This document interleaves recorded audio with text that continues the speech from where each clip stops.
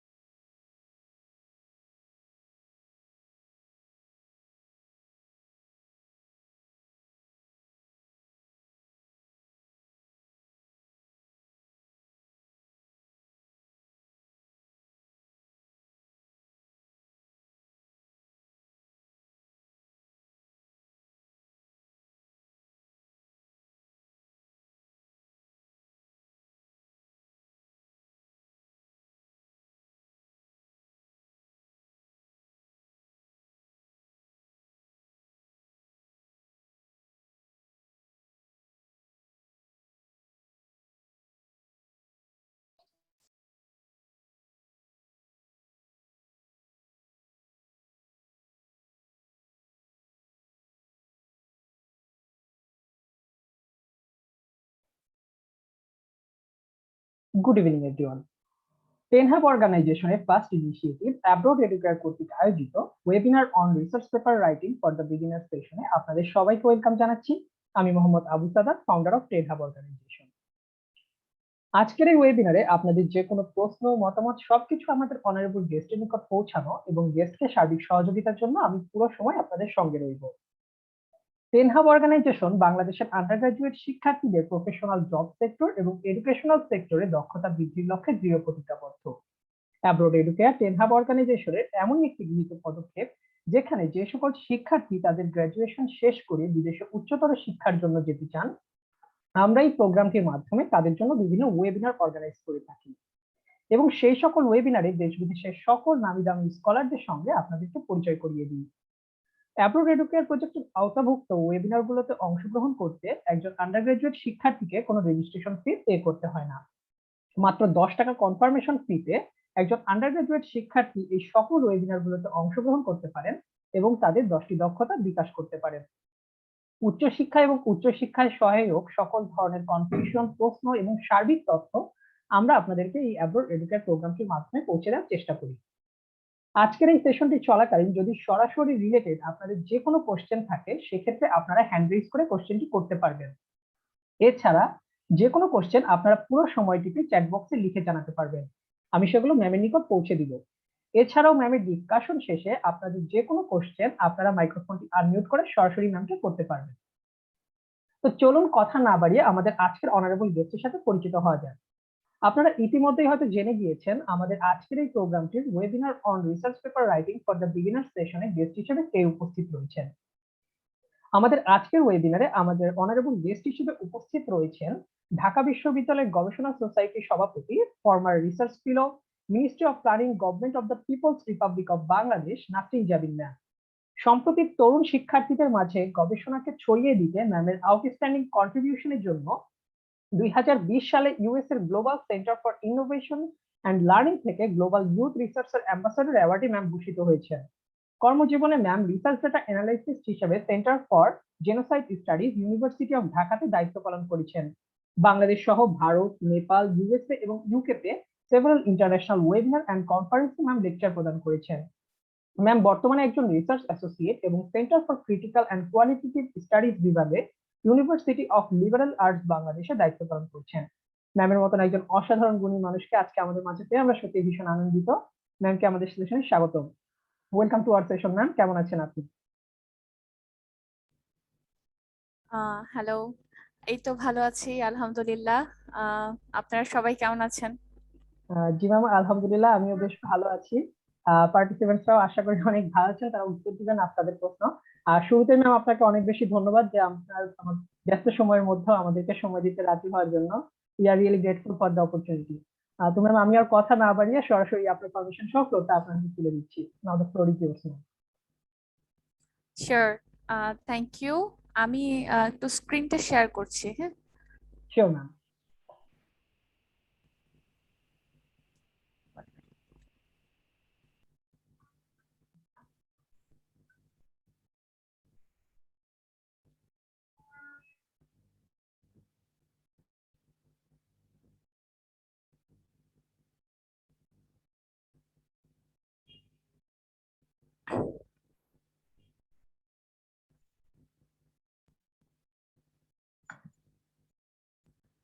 আচ্ছা, স্ক্রিনটা কি দেখা যাচ্ছে? Yeah, clearly visible. Thank you.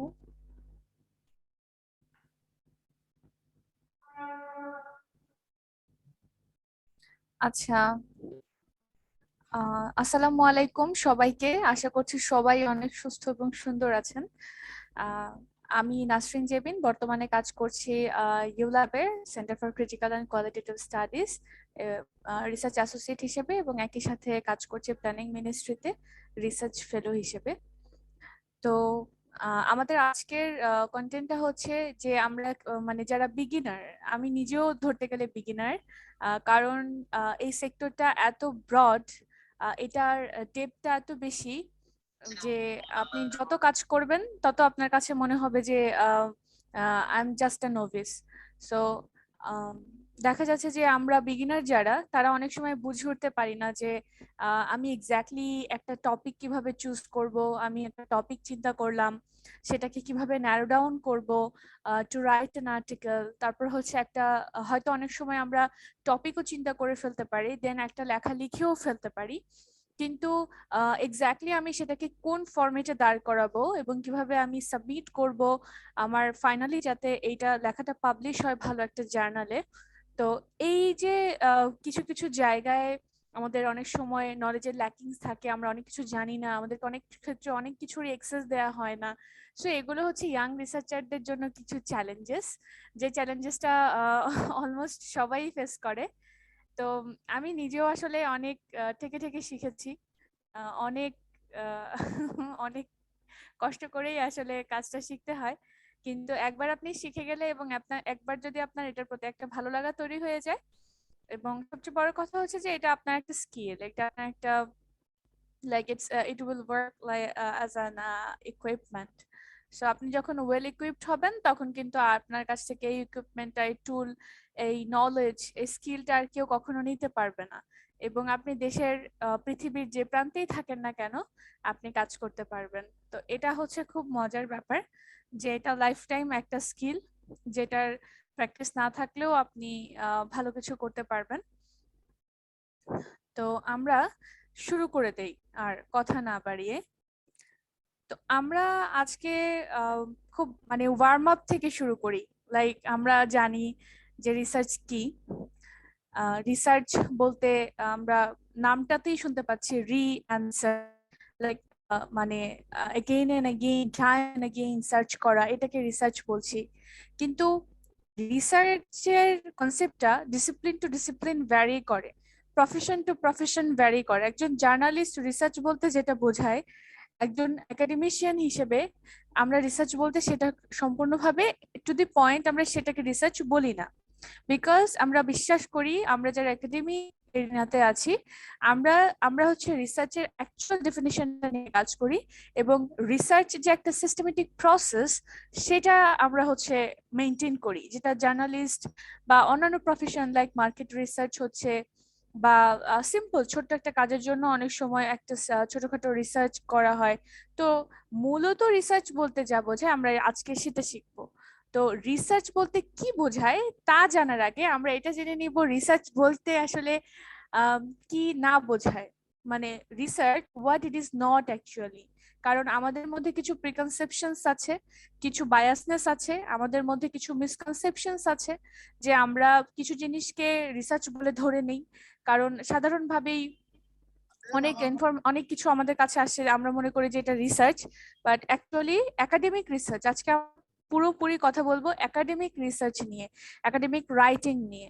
So কারো হয়তো ব্যাপারগুলোতে একটু গোলযোগ রাখতে পারে, কিন্তু আমি আগেই ক্লিয়ার করে নিচ্ছি যে আমরা রিসার্চ বলতে, একাডেমিক রিসার্চ বলতে যা বোঝে আমরা আজকে সেটা নিয়ে আলোচনা করব। তো ফার্স্টে আমরা জানি যে research is not merely information gathering. আমাদের হোয়াট রিসার্চ ইজ নট, এটাতে ফার্স্ট যে আমাদের আলোচনার বিষয়টা সেটা হচ্ছে research is not merely information gathering. So simply আপনি কোনো একটা জায়গা থেকে তথ্য সংগ্রহ করলেন, এটাকেই কিন্তু আমরা শুধুমাত্র রিসার্চ বলছি না, বিকজ রিসার্চ বলতে এটা সামথিং ব্রড কিছু বোঝানো হয়, আরো সিস্টেমেটিক একটা প্রসিডিওরকে বোঝানো হয়। ফর এক্সাম্পল, আপনি একটা ফোন কিনবেন, আপনি আপনার একটা ফ্রেন্ডকে ফোন করলেন, ফোন করে বললেন যে আমি তো আর একটু ভালো মডেলের একটা ফোন কিনতে চাই, আমার বাজেট হচ্ছে এত, তো এর মধ্যে কোন ফোনটা কিনলে ভালো হয়। অথবা ধরেন আপনি একটা ল্যাপটপ কিনবেন, সো আপনি তাকে কারো কাছে সাজেশন চাইলেন, সে বললো কি আচ্ছা দোস্ত দাঁড়া আমি একটু রিসার্চ করে নিই, আমি একটু দেখে নিই। হ্যাঁ, সে হয়তো বাজারে বর্তমানে যে যে ফোনগুলো আপনার যে বাজেট তার মধ্যে অ্যাভেলেবেল আছে সেগুলোর মধ্যে কোনটা বেস্ট হয় সেটা আপনাকে সে জানাবে একটু ঘাটাঘাটি করে। So it's like information gathering, he is just collecting and going through some information. So এটাকে কিন্তু রিসার্চ বলা যাবে না। And research is not merely transportation of facts from one place to another. অনেক ক্ষেত্রে আমরা যেটা করি, লাইক সেকেন্ডারি একটা সোর্স থেকে আমরা ডাটা কালেকশন করলাম বা ডাটা নিলাম, সো আমরা এটাকে রিসার্চ বলে চালিয়ে দিচ্ছি যে আমার একটা লিটারেচার রিভিউ করলাম, দেন আমি কিছু ডাটা কালেকশন করলাম, okay fine, it's called research. আমরা এরকমটা মনে করি, বাট অ্যাকচুয়ালি না। বা অনেক সময় হয় যে মানে ট্রান্সপোর্টেশন তো বুঝতে পারছেন যে স্থানান্তর করা, মানে একটা একটা ইনফরমেশন, একটা সেট অফ ইনফরমেশন একটা ফরমেশনে ছিল, আপনি হয়তো সেটাকে একটু ঘুরিয়ে পিছিয়ে অন্যভাবে একটু ডেসক্রাইব করলেন বা অন্যভাবে একটু ইন্টারপ্রেট করলেন, অন্যভাবে তুলে ধরলেন। সো আমরা এই ট্রান্সপোর্টেশন অফ ফ্যাক্টস কে হচ্ছে রিসার্চ বলে ভুল করি, but actually it is not research. And research is not merely rummaging for information. ধরেন এমন একটা তথ্য, এমন একটা চাঞ্চল্যকর তথ্য আপনি আবিষ্কার করে ফেললেন বা পেয়ে গেলেন, খুঁজে পেলেন। হ্যাঁ, সো রুমেজ মানে কি? রুমেজ মানে হচ্ছে তন্ন তন্ন করে খোঁজা। সো আমরা যেটা সিম্পলি করি যে এমন একটা কন্টেন্ট নিয়ে কাজ করব যেটা মানে এর আগে কেউ কখনো করেনি, বা রিসার্চ বলতে আমাদেরকে হচ্ছে এরকম একটা ধারণা দেওয়া হয় যে এমন একটা ডিফারেন্ট একটা টপিক, এমন একটা আননোন এন্ড কমন একটা টপিক আমাদেরকে নিয়ে আসতে হবে যেটা নিয়ে কেউ কখনো কাজ করেনি। ঠিক আছে, এটা নিয়ে কেউ কখনো কথা বলেনি, কেউ লিখেনি এটার আগে, এর আগে এটা নিয়ে। তো আসলে কিন্তু ব্যাপারটা এরকম না। সো আপনি একটা ইনফরমেশন তন্ন তন্ন করে খুঁজে 7 সমুদ্র 4 নদী পার করে আপনি ইনফরমেশন খুঁজে নিয়ে আসলেন এবং সেটা আপনার পেপার আপনি উল্লেখ করলেন। এই যে একটা চেষ্টা, এই যে একটা মানে মানে বৃথা আস্ফালন, এই ব্যাপারটাকে কিন্তু আমরা কখনো রিসার্চ বলছি না। And research is not a catchword to get an attention only. অনেক ক্ষেত্রে আমরা যেটা করি যে আমাদের পেপারটা যাই হোক না কেন আমরা এমন একটা টাইটেল ব্যবহার করি বা এমন কিছু ক্যাচি ক্যাচি ওয়ার্ড ইউজ করি যেটা হচ্ছে জাস্ট আমাদেরকে ইনফরমেশন অ্যাটেনশনই দেয়, হয়তো অন্যান্যদের অ্যাটেনশন গ্র্যাব করে, বাট যখন সে পড়বে he will say that it's not a worthy reading. তো এইরকম ধরনের যে মিস ইনফরমেশন গুলো আমাদের মধ্যে প্রচলিত আছে, এগুলো আসলে কখনোই রিসার্চ না। আমরা জানবো তাহলে রিসার্চ বলতে কি বোঝায়। দেখেন এখানে একটা ডেফিনেশন আছে লিডিয়ান অরমোডের। সো এখানে বলা আছে research is a systematic process of collecting and analyzing information to increase our understanding about a problem. So এখানে কিছু গুরুত্বপূর্ণ কথা আছে, যেমন রিসার্চ হচ্ছে একটা systematic process. It's a defined, well structured, systematic process. এবং এই প্রসেসটাকে আপনাকে ফলো করতেই হবে। আমি কিন্তু লাস্টে ই প্রত্যয় যোগ করার কথা বললাম, that's mean I am emphasizing on ইট।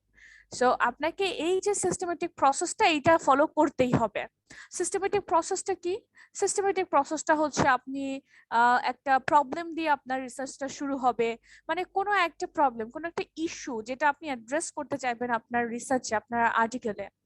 তো এই যে একটা প্রবলেম নিয়ে শুরু হয় বা কোনো একটা গোলে আমরা পৌঁছাতে চাই এবং আমাদের রিসার্চে কিছু সেট অফ অবজেক্টিভস থাকে এবং আমরা একটা নির্দিষ্ট মেথোডোলজির মধ্য দিয়ে, একটা প্রসেসের মধ্য দিয়ে আমরা ডাটা কালেকশন করি। সেটা টেক্সচুয়াল হতে পারে, সেটা হচ্ছে ইনফরমেটিভ মানে নাম্বার, নিউমেরিক নাম্বারে হতে পারে। সো অনেকভাবে আমরা অনেক রকমের ইনফরমেশন আমরা কালেক্ট করি যেটাকে আমরা ডেটা কালেকশন বলি, এবং একটা নির্দিষ্ট প্রসিডিউরের মধ্য দিয়ে আপনাকে ওই ডেটাগুলো অ্যানালাইসিস করতে হবে এবং একটা নির্দিষ্ট প্রসিডিউরের মধ্য দিয়ে আপনি আপনার রিসার্চের কাজটা কমপ্লিট করবেন এবং পাবলিশ করবেন। সো এই যে একটা মানে হোল প্রসেসটা একটা সিস্টেমেটিক প্রসেস। আপনি কখনোই লিটারেচার রিভিউ করার আগে ডেটা অ্যানালাইসিস করে ফেলতে পারবেন না। আপনি কখনোই ডেটা অ্যানালাইসিস করার আগে আপনি হচ্ছে কনক্লুশন লিখতে পারবেন না। তার মানে কিছু নির্দিষ্ট ধাপ আছে যেগুলো আপনাকে অবশ্যই মেনে চলতে হবে। সো আমাদের দেখেন সিস্টেমেটিক প্রসেসটা কিন্তু প্রত্যেকটা জায়গাতেই মানে গুরুত্বপূর্ণ। রিগার্ডিং ডেটা কালেকশন বলা হচ্ছে অ্যানালাইজিং ইনফরমেশন, মানে আপনি কালেক্ট করেন, it should be a systematic process. আপনি ডেটা অ্যানালাইজ করেন, it should be a systematic process to. So আমাদের হোল প্রসেসটাই একটা সিস্টেমেটিক প্রসেস। রিসার্চের পুরো প্রসিডিউরটাই হচ্ছে ভেরি মাচ সিস্টেমেটিক। সো আমরা একটা বেসিক ডেফিনেশন জানলাম। এখন আমরা রিসার্চের কিছু ক্যারেক্টারিস্টিক্স নিয়ে আলোচনা করব, যেটা সম্পর্কে আপনাদের একটা ভালো ধারণা হবে রিসার্চ বলতে আমরা আসলে কি বুঝি। সো দেখেন, বলা হচ্ছে research originates with a question or a problem. Research সবসময় কোনো না কোনো একটা কোয়েশ্চেন, কোনো না কোনো একটা প্রবলেম দিয়ে শুরু হবে। ধরেন আপনি ঢাকা শহরের মানে ঢাকা সাউথ সিটি কর্পোরেশনের যারা হচ্ছে আপনার লাইক স্ট্রিট চিলড্রেন, তাদের এডুকেশন নিয়ে আপনি কাজ করতে চান। সো তাদের এডুকেশন ফ্যাসিলিটিস কেন নেই বা কিভাবে তাদের এডুকেশন ফ্যাসিলিটিস আরো বাড়ানো যেতে পারে। So you are concerned about something, right? So আপনি কোনো একটা বিষয় নিয়ে আপনি কনসার্নড। আপনি হয়তো ন্যাশনাল ইলেকশন নিয়ে কনসার্নড, আপনি হয়তো প্যান্ডেমিকের যে আফটার ইফেক্টটা, এটার যে সোশিও পলিটিক্যাল ইফেক্ট আছে, একটা ইকোনমিক ইম্প্যাক্ট এটা ফেলেছে, এটা যে একটা সাইকোলজিক্যাল ট্রমার মধ্যে অনেকগুলো মানুষকে ফেলে দিয়েছে, এই যে ইম্প্যাক্ট, এই যে এক একটা ইস্যু, এক একটা টপিক, এক একটা অ্যাসপেক্ট নিয়ে আপনি কনসার্ন। সো এই যে রিসার্চটা শুরুই হয় এই জায়গা থেকে। আপনি যেটা নিয়ে কনসার্ন, আমি রিকোয়েস্ট করবো আপনি সেটা নিয়ে কাজ করবেন। এই কারণে বলা হচ্ছে যে research originates with a question or a problem. আপনার মনের মধ্যে একটা প্রশ্ন জাগবে, আপনার কাছে একটা কিছু প্রবলেম বলে মনে হবে, যেটার উত্তর আপনি খুঁজবেন, যেটার সমাধান আপনি খোঁজার চেষ্টা করবেন, এবং এইটাই হচ্ছে একটা স্টাডি বা এটাই হচ্ছে আসলে একটা গবেষণা। তো এবং দেখেন আরেকটা ক্যারেক্টারিস্টিক হচ্ছে research requires a clear articulation of a goal. তার মানে আপনি কোথায় পৌঁছতে চান, আপনার লক্ষ্য কি, এটাও হচ্ছে আপনাকে ক্লিয়ারলি আর্টিকুলেট করতে হবে। সো রিসার্চে আমরা কখনো উদ্দেশ্যহীন ভাবে হাঁটবো না। আমরা জানি না আমরা কোথায় পৌঁছতে চাই, আমাদের লক্ষ্য কি, কি হবে, আমরা এরকম মানে অথৈ সাগরে ভাষা যেটাকে বলে, এরকম কোনো কিছুর মধ্যে এরকম কোন রকম স্টাডি বা এরকম কোনো কাজকে রিসার্চ বলে না। আমরা জানি আমরা কি নিয়ে কাজ করছি, আমরা জানি আমরা কি দেখতে চাই, সেটা হতে পারে, সেটার বিপরীত হতে পারে, but I need to fix some set of like goals. আমার এবং গোলটা কি ক্লিয়ারলি, এটা খুব ক্লিয়ার, খুব ওয়েল আর্টিকুলেটেড হবে এই গোলগুলো। সো একটা গোলও হতে পারে, একাধিক গোলও হতে পারে, যেটাকে আমরা রিসার্চ অবজেক্টিভ বলি। সবার আগে কিন্তু বলা হয়, যখন প্রপোজাল আমাদের লিখতে বলা হয়, রিসার্চ প্রপোজাল ডিপার্টমেন্ট থেকে, তখন কিন্তু বলা হয় যে তোমার অবজেক্টিভ কই, তোমার অবজেক্টিভ তো ঠিক হয় নাই, প্রাইমারি অবজেক্টিভ কোনগুলো, সেকেন্ডারি অবজেক্টিভ কোনগুলো। সো অবজেক্টিভটা সেট করা এটা খুব গুরুত্বপূর্ণ একটা ব্যাপার। And research follows a specific plan of procedure. আমরা যেটা বলছিলাম যে রিসার্চ হচ্ছে খুবই সিস্টেমেটিক একটা process, that's why it follows a specific plan of procedure. আপনি এটা করবেন, দেন এটার পর আপনি এটা করবেন, তারপর আপনাকে যে আরেকটা কাজ করতে হবে। সো আপনি আগেই ডাটা অ্যানালাইসিস করে ফেলতে পারবেন না, আপনি আগেই ডাটা কালেকশন করে ফেলতে পারবেন না, আপনি আগেই হচ্ছে একটা টেন্টেটিভ সেট বা গোল অবজেক্টিভস এগুলো আপনি সেট করলেন, বাট আপনি যখন লিটারেচার রিভিউ গুলো করবেন, লিটারেচার গুলোকে রিভিউ করবেন, আপনি যখন লিখবেন, তখন আপনি দেখবেন যে আপনার অবজেক্টিভ গুলো আরো ফার্ম হচ্ছে, আরো ক্লিয়ার হচ্ছে। তো আমরা এই জন্য বলি যে লিটারেচার গুলো রিভিউ করার পর অবজেক্টিভ গুলোকে আবার একবার রিভাইজ করা, আপনার রিসার্চ কোয়েশ্চেন গুলোকে আপনি আবার একটু নার্চার করেন, আর একটু ধোয়া মোছা করেন। And research usually divides the principal problem into more manageable sub-problems. আমরা মূলত একটা রিসার্চে একটা বেসিক প্রবলেম বা একটা লিডিং প্রবলেম নিয়ে ডিল করি। প্রবলেম মানে একটা লিডিং কোয়েশ্চেন, রিসার্চ কোয়েশ্চেন বা রিসার্চ প্রবলেম, রিসার্চ অবজেক্টিভ চাই বলেন না কেন। সো ওই প্রবলেমটাকে আমরা ম্যানেজেবল কিছু সাব প্রবলেমে ডিভাইড করি, যে একটা মূল সমস্যা সেটার সমাধান করতে আমাকে হয়তো আমি ছোট ছোট আগে কিছু প্রশ্নে ভাগ করে নিলাম, যেগুলোর উত্তর পেলে আমি মূলত আলটিমেটলি আমার যে মেইন লিডিং প্রবলেমটা বা মেইন লিডিং কোয়েশ্চেনটা, আমি সেটার সমাধানে যেতে পারবো। And research is guided by the specific research problem, question or hypothesis. যেহেতু রিসার্চ অরিজিনেটই হয় একটা রিসার্চ কোয়েশ্চেন অথবা প্রবলেম দ্বারা, সুতরাং এই প্রবলেমটা আপনাকে বারবার গাইড করবে। রিসার্চটা হচ্ছে গাইডেড হয় ওই পার্টিকুলার স্পেসিফিক রিসার্চ প্রবলেম বা কোয়েশ্চেন বা হাইপোথেসিস দ্বারা, যেটা দিয়ে রিসার্চটা শুরু হয়েছিল। আমরা যখন রিসার্চের কাজে কোনো লাইক আপনি কাউকে ইন্টারভিউ করছেন, বা আপনি একটা এফজিডি করছেন, ফোকাস গ্রুপ ডিসকাশন করছেন, বা আপনি হচ্ছে সার্ভে করছেন, আমরা যখনই এরকম কোনো ডেটা কালেকশনে যাই, ডেটা অ্যানালাইসিসে যাই, আমরা কিন্তু বারবার আমাদের অবজেক্টিভ গুলোর দিকে তাকাই যে আমি যে ডেটা কালেকশনের জন্য, ধরেন আপনি ইন্টারভিউ করবেন, আপনি যাকে ইন্টারভিউ করবেন তার জন্য আপনি ধরেন 12টা প্রশ্ন রেডি করেছেন, একটা কোয়েশ্চেনিয়ারে 12টা প্রশ্ন আছে, আপনার কিন্তু বারবার এটাই দেখতে হবে যে এই 12টা প্রশ্ন কি আপনাকে আপনার আলটিমেটলি যে রিসার্চ প্রবলেমটা বা রিসার্চ কোয়েশ্চেনটা সেইটাকে লিড করছে কিনা। আই মিন এই কোয়েশ্চেন গুলো কি ওই কোয়েশ্চেনটা সাপোর্টিভ কোয়েশ্চেন কিনা, যে আপনি এগুলোর অ্যান্সার পেলে আলটিমেটলি ওটাতে আপনি পৌঁছতে পারবেন। তার মানে আপনাকে বারবার গাইড করছে, লিড করছে কিন্তু আপনার ওই রিসার্চ প্রবলেম, ওই রিসার্চ কোয়েশ্চেন অথবা ওই হাইপোথেসিস গুলোই। And research accepts certain critical assumption, which is very important, very much important. Research হতে হলে আপনি ক্রিটিক্যালি ইভালুয়েটেড হবেন, আপনি ক্রিটিক্যালি হচ্ছে অ্যানালাইজড হবেন, এটা আপনাকে যেরকম ওয়েলকাম করতে হবে, এবং এট দ্য সেম টাইম আপনি নিজে আপনার নিজের কাজকে ক্রিটিক্যালি অ্যানালাইসিস করবেন, এটাও আরেকটা গুরুত্বপূর্ণ ব্যাপার। এবং আপনারও ওই মানসিকতা থাকতে হবে যে আপনি আরেকজনের কাজকে ক্রিটিক্যালি দেখছেন ব্যাপারটাকে। সো কিছু ক্রিটিক্যাল অ্যাজাম্পশন রিসার্চে হচ্ছে সবসময় মানে স্বাগত জানানো উচিত, কারণ আপনি জানেন আপনার কাজের লিমিটেশন কি। এবং ক্রিটিসিজম মানে কিন্তু সবসময় মানে ব্যাপারটা যে কোন রকম নেগেটিভ আলোচনা এরকমটা না, এটা অনেক সময় criticism is very much constructive. এটা আপনার লিমিটেশন নিয়ে কথা বলে, এটা আপনার রিসার্চটা আরো কোন কোন জায়গায় কন্ট্রিবিউট করতে পারতো, আরো কোন কোন জায়গায় কাজ করতে পারতো, এই বিষয়গুলো নিয়ে কথা বলে, যেটা দিয়ে আপনার রিসার্চটা কিন্তু আরো এনহান্সড হয়, আপনার রিসার্চটা আরো কমপ্লিট হয়। And research requires the collection and interpretation of data in an attempt to resolve the problem that initiate the research. So আমরা এই যে রিসার্চটা ইনিশিয়েট করি, কেন করি? আমাদের কিছু সেট অফ অবজেক্টিভস থাকে, সেট অফ গোলস থাকে। আমরা ডেটা কালেকশন এবং ডেটা ইন্টারপ্রিটেশনের মাধ্যমে ওই গোলে পৌঁছতে চাই বা ওই প্রবলেমটাকে রিজলভ করতে চাই। That is our ultimate intention of conducting any research. And research is by its nature helical or cyclical. মানে সাইক্লিক্যাল বা হেলিক্যাল তো বুঝতেই পারছেন, মানে চক্রবর্তনশীল, মানে ঘুরে ঘুরে যেটা আবার একই পয়েন্টে চলে আসে এরকম কিছু। সো ধরেন আপনি রিসার্চের যে বেসিক কয়েকটা স্টেপস, লাইক আপনি প্রথমে আপনার রিসার্চটা শুরু হলো একটা প্রবলেম দিয়ে, দেন আপনি লিটারেচার রিভিউ করলেন, তারপরে আপনার কিছু গোলস অবজেক্টিভ সেট হলো, তারপর আপনি ডেটা কালেকশন করলেন, ডেটা অ্যানালাইসিস করলেন, অ্যানালাইসিস করে দেখলেন যে আপনার ওই কোয়েশ্চেন গুলো, যে প্রশ্ন বা এগুলো দিয়ে হাইপোথেসিস দিয়ে শুরু হয়েছিল, সো আপনার অ্যানালাইসিসটাকে ওটাকে সাপোর্ট করছে কিনা। যদি করে ফাইন, যদি করে ফাইন, তাহলে আপনি আবার নতুন একটা প্রজেক্ট নিয়ে শুরু করেন, মানে কাজ শুরু করেন। আর যদি না করে, তাহলে আপনি আবার আপনার কাজটা আবার পুনরায় করতে হবে, কারণ আপনি তো প্রশ্নের উত্তর খুঁজে পেলেন না, সুতরাং আপনাকে আবার কাজ করতে হবে। এই কারণে বলছে research is by its nature cyclical or helical.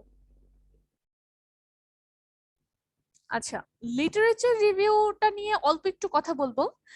রিসার্চে literature review পার্টটা কিন্তু খুবই গুরুত্বপূর্ণ। আমরা যখন কোনো আর্টিকেল লিখি বা কোনো রিসার্চ করি, অনেকে মনে করে যে ইন্ট্রোডাকশন লিখেছি, দেন লিটারেচার রিভিউ লিখবো, তারপর হচ্ছে মেথোডোলজি লিখবো, তারপর ডাটা কালেকশন করবো, অ্যানালাইসিস করব, শেষ।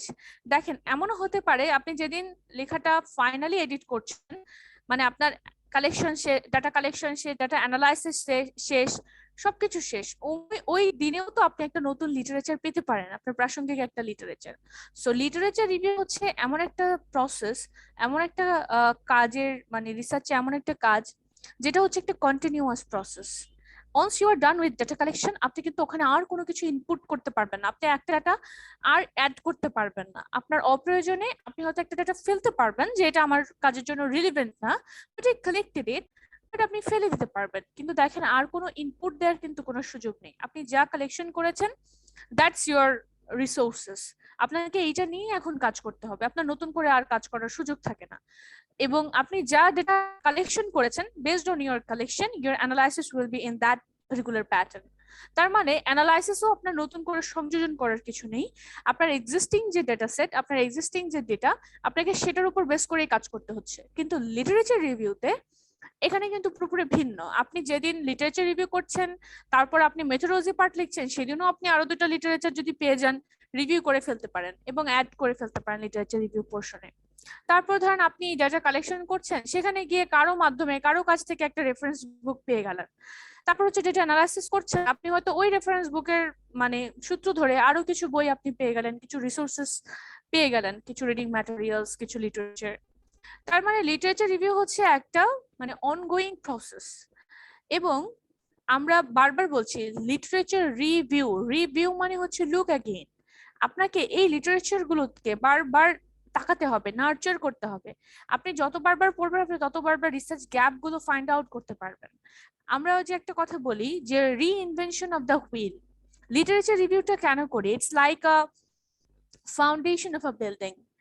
এটা হচ্ছে আপনার একটা বেস, মানে বেস যেটার উপর ভিত্তি করে আপনার পুরো পেপারটা মানে পুরো রিসার্চটা দাঁড়িয়ে থাকে। সো লিটারেচার রিভিউ আমাদেরকে হচ্ছে খুব সিস্টেমেটিক, আমাদের অনেকগুলো উপায় আছে করার, সেগুলো হয়তো আপনারা পরবর্তী কোনো সেশন হলে জানতে পারবেন। এক সেশনে তো আসলে সব আলোচনা করা যায় না। সো আমরা অনেক সময় থিমেটিক অ্যানালাইসিস করি, আমরা কখনো হচ্ছে থিম ধরে ধরে করি, কখনো আমরা মানে মানে প্যাটার্ন ধরে ধরে করি, কখনো হচ্ছে আমরা ক্রনোলজিক্যালি করি। লাইক এগুলো হচ্ছে আমার বিফোর 90s এর হচ্ছে আমার পাবলিকেশন, এগুলো হচ্ছে আফটার 90s এর, এগুলো হচ্ছে একদম রিসেন্ট। সো এরকম আপনি ধরে ধরে করতে পারবেন। সো মূল ব্যাপারটা হচ্ছে যেটা আপনি রিসার্চ লিটারেচার রিভিউ এত সূক্ষ্মভাবে করতে হবে যাতে এমন যাতে না হয় যে আপনি যেদিন জমা দিবেন সেদিন আপনি জানলেন যে এই কাজটা তো অলরেডি 10 বছর আগে কেউ করে ফেলেছে বা 2 বছর আগে কেউ করে ফেলেছে। তার মানে রিইনভেনশন অফ দ্য হুইল ছাড়া আর কিছুই হবে না। যে চাকা অলরেডি একবার আবিষ্কার হয়ে গেছে, আপনি কষ্ট করে আবারও সেই চাকা আবিষ্কার করলেন। সো আবিষ্কৃত জিনিস আর আবিষ্কার করে তো লাভ নাই, unless or until it's a new addition. আপনি যদি নতুন কিছু এটার মধ্যে ফিচার যোগ করতে পারেন তাহলে হয়তো কিছুটা ক্রেডিট পাবেন। তো এক এক কাজ দুবার করার আসলে কোনো মানেই হয় না। It's a complete waste of time, money, energy and resource. আচ্ছা, সো আমরা যখন লিটারেচার রিভিউ করব বা আমরা যখন ইন্ট্রোডাকশন পার্টটা লিখবো, we need to be very much careful because it's a academic writing. So general writing আর একাডেমিক রাইটিং এ কিন্তু অনেক পার্থক্য থাকে, because academic writing is comparatively more formal, কিন্তু জেনারেল রাইটিং কিন্তু আমাদের অতটা ফর্মাল না। এখন ফর্মাল বা ইনফর্মাল আমরা এই ব্যাপারটা কিভাবে বুঝবো? এটা হচ্ছে আপনার ল্যাঙ্গুয়েজে মানে আপনি কোন সিনোনিম ইউজ করছেন, কোন ওয়ার্ড ইউজ করছেন, the pattern, the phrases, the adverbial phrases you are using, এগুলোর ব্যাপারে একটু খোঁজ রাখতে হবে। কিছু কিছু মানে ওয়ার্ড থাকে যেগুলো আমরা হচ্ছে অনেক মৌখিক ভাবে ব্যবহার করি, স্পিকিং এ এগুলো খুব মানে কমনলি ইউজড, কিন্তু রাইটিং এ আমরা সেগুলো ওভাবে লিখি না। এবং রাইটিং এর প্যাটার্নটাও কিন্তু আলাদা স্পিকিং এর থেকে। সুতরাং আবার হচ্ছে জেনারেল রাইটিং এ, যেমন জেনারেল রাইটিং এ আমরা গটবাঁধা একটা কথা বলতে পারলাম, একটা স্টেটমেন্ট আমরা দিয়ে দিতে পারি উইদাউট এনি রেফারেন্স, এবং হচ্ছে আপনার মন মতো আপনি একটা স্ট্যাটিস্টিক্স বসায় ফেলতে পারবেন। যেমন আপনি হয়তো বললেন যে বাংলাদেশের যে চিটং হিল ট্র্যাক্স আছে সিএইচটি, ওখানে হচ্ছে বাঙালি এবং পাহাড়িদের সম্পর্ক অনেক খারাপ এবং প্রতিদিন গড়ে ওখানে একটা করে লাশ পড়ে। এই যে আপনি বলে দিলেন, ঠিক আছে, এখানে কিন্তু জেনারেল রাইটিং হলে কোনো অসুবিধা নেই, but when it's academic writing you need to be more formal। এবং আপনি যখনই কোনো স্ট্যাটিস্টিক্স, কোনো ইনফরমেশন মানে উইদাউট কমন নলেজ ছাড়া আপনি যাই মানে লিখেন না কেন, কারো কোটেশন দেন, কারো কথার কারো ধারণাটা আপনি নিজের ভাষায় লেখেন, যাই করেন না কেন আপনাকে কিন্তু রেফারেন্স দিতে হবে, রেফারেন্স এবং সাইটেশন আমরা যেটাকে বলি। এবং একাডেমিক রাইটিং এ হচ্ছে আমরা কিছু নির্দিষ্ট স্ট্রাকচার ফলো করি, এটা হচ্ছে খুব ফোকাসড থাকে, এক আলোচনা থেকে ঠুস করে আরেক আলোচনায় চলে যায় না।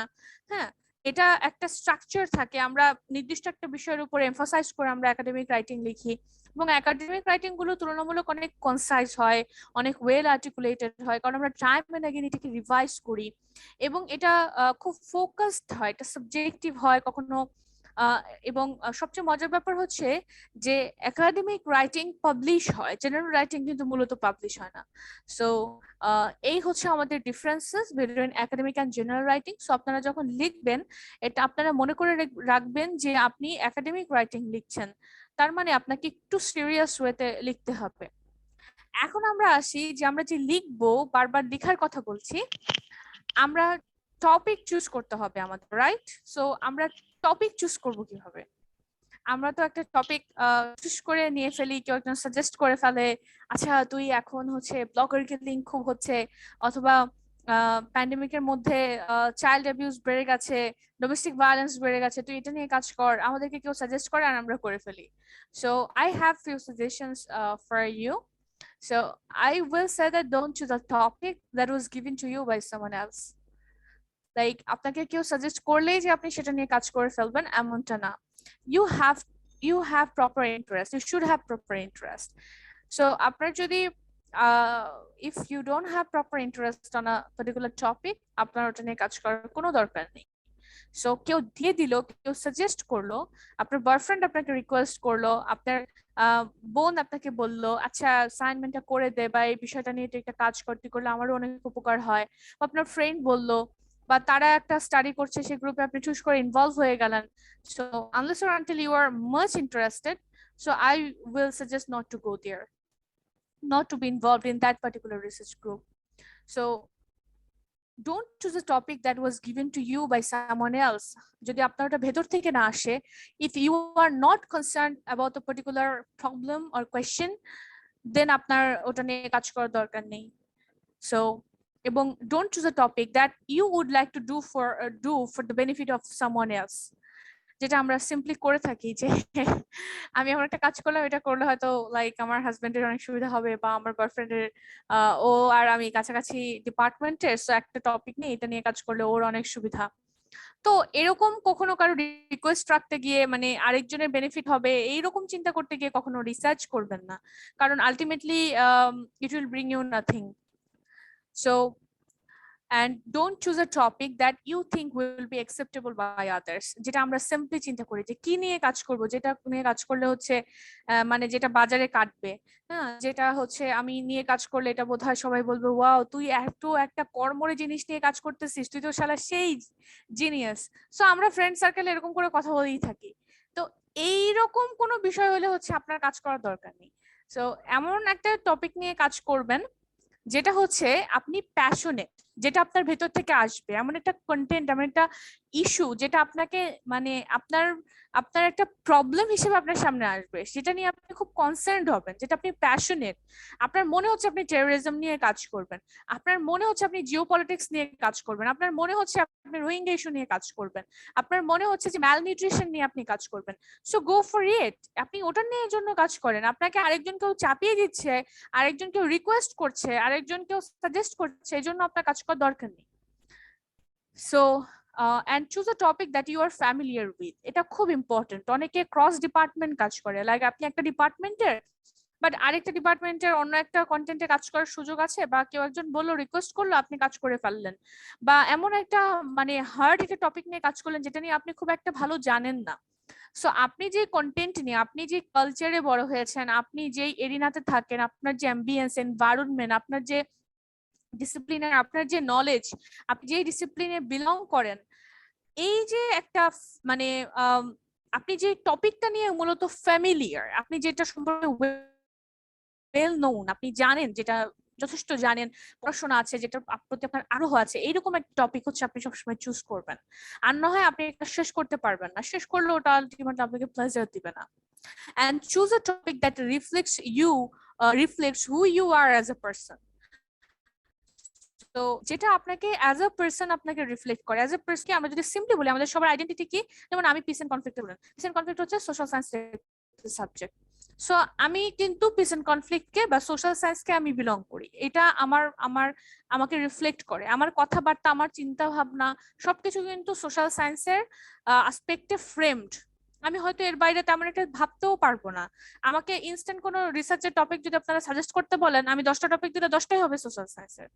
এটা খুবই স্বাভাবিক, কারণ আমার নলেজটা এইভাবে গ্রোন আপ, এটা নার্চার্ড হচ্ছে আমার এই আসপেক্টে। সো যেটা আপনাকে ট্রুলি রিফ্লেক্ট করে who you are as a person, আপনি যেই কৃষ্টি কালচারে বড় হয়েছেন, আপনি যেখানে পড়াশোনা করছেন, আপনি আপনার ডিসিপ্লিন রিলেটেড টপিক সবসময় চুজ করবেন। and choose a topic that will be useful to you and your career or to a particular cause that you feel strongly about. So এমন একটা টপিক আমাদেরকে চুজ করতে হবে, ইনস্ট্যান্ট একটা জিনিস ঘটছে এটা নিয়ে আমাকে কাজ করে ফেলতে হবে এমন না, আপনাকে একটু ফার থিঙ্কার হতে হবে, যেটা নিয়ে 5 বছর পরেও ডিমান্ড থাকবে, যেটা নিয়ে আপনি কাজ করলে সোসাইটিতে একটা ভালো কিছু আপনি দিতে পারবেন, যেটা অ্যাকচুয়ালি একটা প্রবলেম, যেটা নিয়ে আপনি ডিল করলে সেটা আসলে মানে ইট will bring something good for the society. So এমন একটা বিষয় নিয়ে কাজ করবেন যেটা আপনার জন্য এবং আপনার ক্যারিয়ারের জন্য ভালো। কারণ এই যে একটু আগে বলছিলাম যে আপনি যদি আপনার ডিসিপ্লিনের কাজ না করেন, আলটিমেটলি কিন্তু ওই কাজগুলো ওভাবে কাউন্ট হয় না। আপনি যখন বাইরে স্কলারশিপের জন্য অ্যাপ্লাই করবেন, তখন আপনার ডিসিপ্লিন রিলেটেড যে কাজগুলো শুধুমাত্র ওগুলোই কিন্তু ওরা ওভাবে করে দেখবে। কারণ আপনি অন্য ডিসিপ্লিনের, আচ্ছা ঠিক আছে, আপনি ধরেন ফিজিক্সের স্টুডেন্ট, বাট আপনি বোটানির একটা কন্টেন্ট নিয়ে কাজ করেছেন। সো ওটা হতে পারে যে আপনার হয়তো কোনো ভাইটি ছিল বা আপনার কোনো ফ্রেন্ড ছিল, সামহাও তাদের স্টাডি গ্রুপে আপনি ঢুকে গেছেন, কোনোভাবে আপনাকে ওরা অথরশিপ দিয়েছে, বাট এটা কিন্তু আসলে আপনাকে রিফ্লেক্ট করে না। সো এই ব্যাপারগুলো খুব খেয়াল রাখবেন যখন আপনি একটা টপিক চুজ করছেন। And how to start with academic writing, এটা যখন আমরা বলি যে তাহলে আমি কি কি ভাবে টপিক চুজ করব, টপিক চুজ করার সময় আমি কোন কোন জিনিসগুলোকে মাথায় রাখবো, সেটা আমরা মোটামুটি জানলাম। এখন কথা হচ্ছে যে আমি মানে লেখালেখিটা শুরু করব কিভাবে, একাডেমিক রাইটিংটা আমি স্টার্ট করতে পারি কিভাবে। আচ্ছা, আমি কি খুব ফাস্ট যাচ্ছি? মানে আরেকটু স্লো হলে ভালো হয় কিনা আমাকে কাইন্ডলি একটু বলবেন আপনারা। ঠিক আছে ম্যাম, ভালো হচ্ছে। ঠিক আছে আপু, বুঝতে পারছি। আপু ঠিকই আছে। আচ্ছা, আমাদের ওকে ওকে ম্যাম, আমাদের চ্যাট বক্সে একটা কোশ্চেন এসেছে যে should I use the first language have chosen or I have found, or say that they study the author? আচ্ছা, কোয়েশ্চেন গুলো আমরা হচ্ছে তুমি একটু নোট করে রাখো সাদাত। Sure, ma'am. আমরা হচ্ছে লাস্টে যখন কোয়েশ্চেন গুলো নিব তখন একটু কাইন্ডলি রেজ করো, Okay, ঠিক আছে? sure. Okay, so shall we continue? Okay, so আমরা এখন আলোচনা, মানে আমরা এখন শিখবো যে কিভাবে আপনি একাডেমিক রাইটিং শুরু করবেন।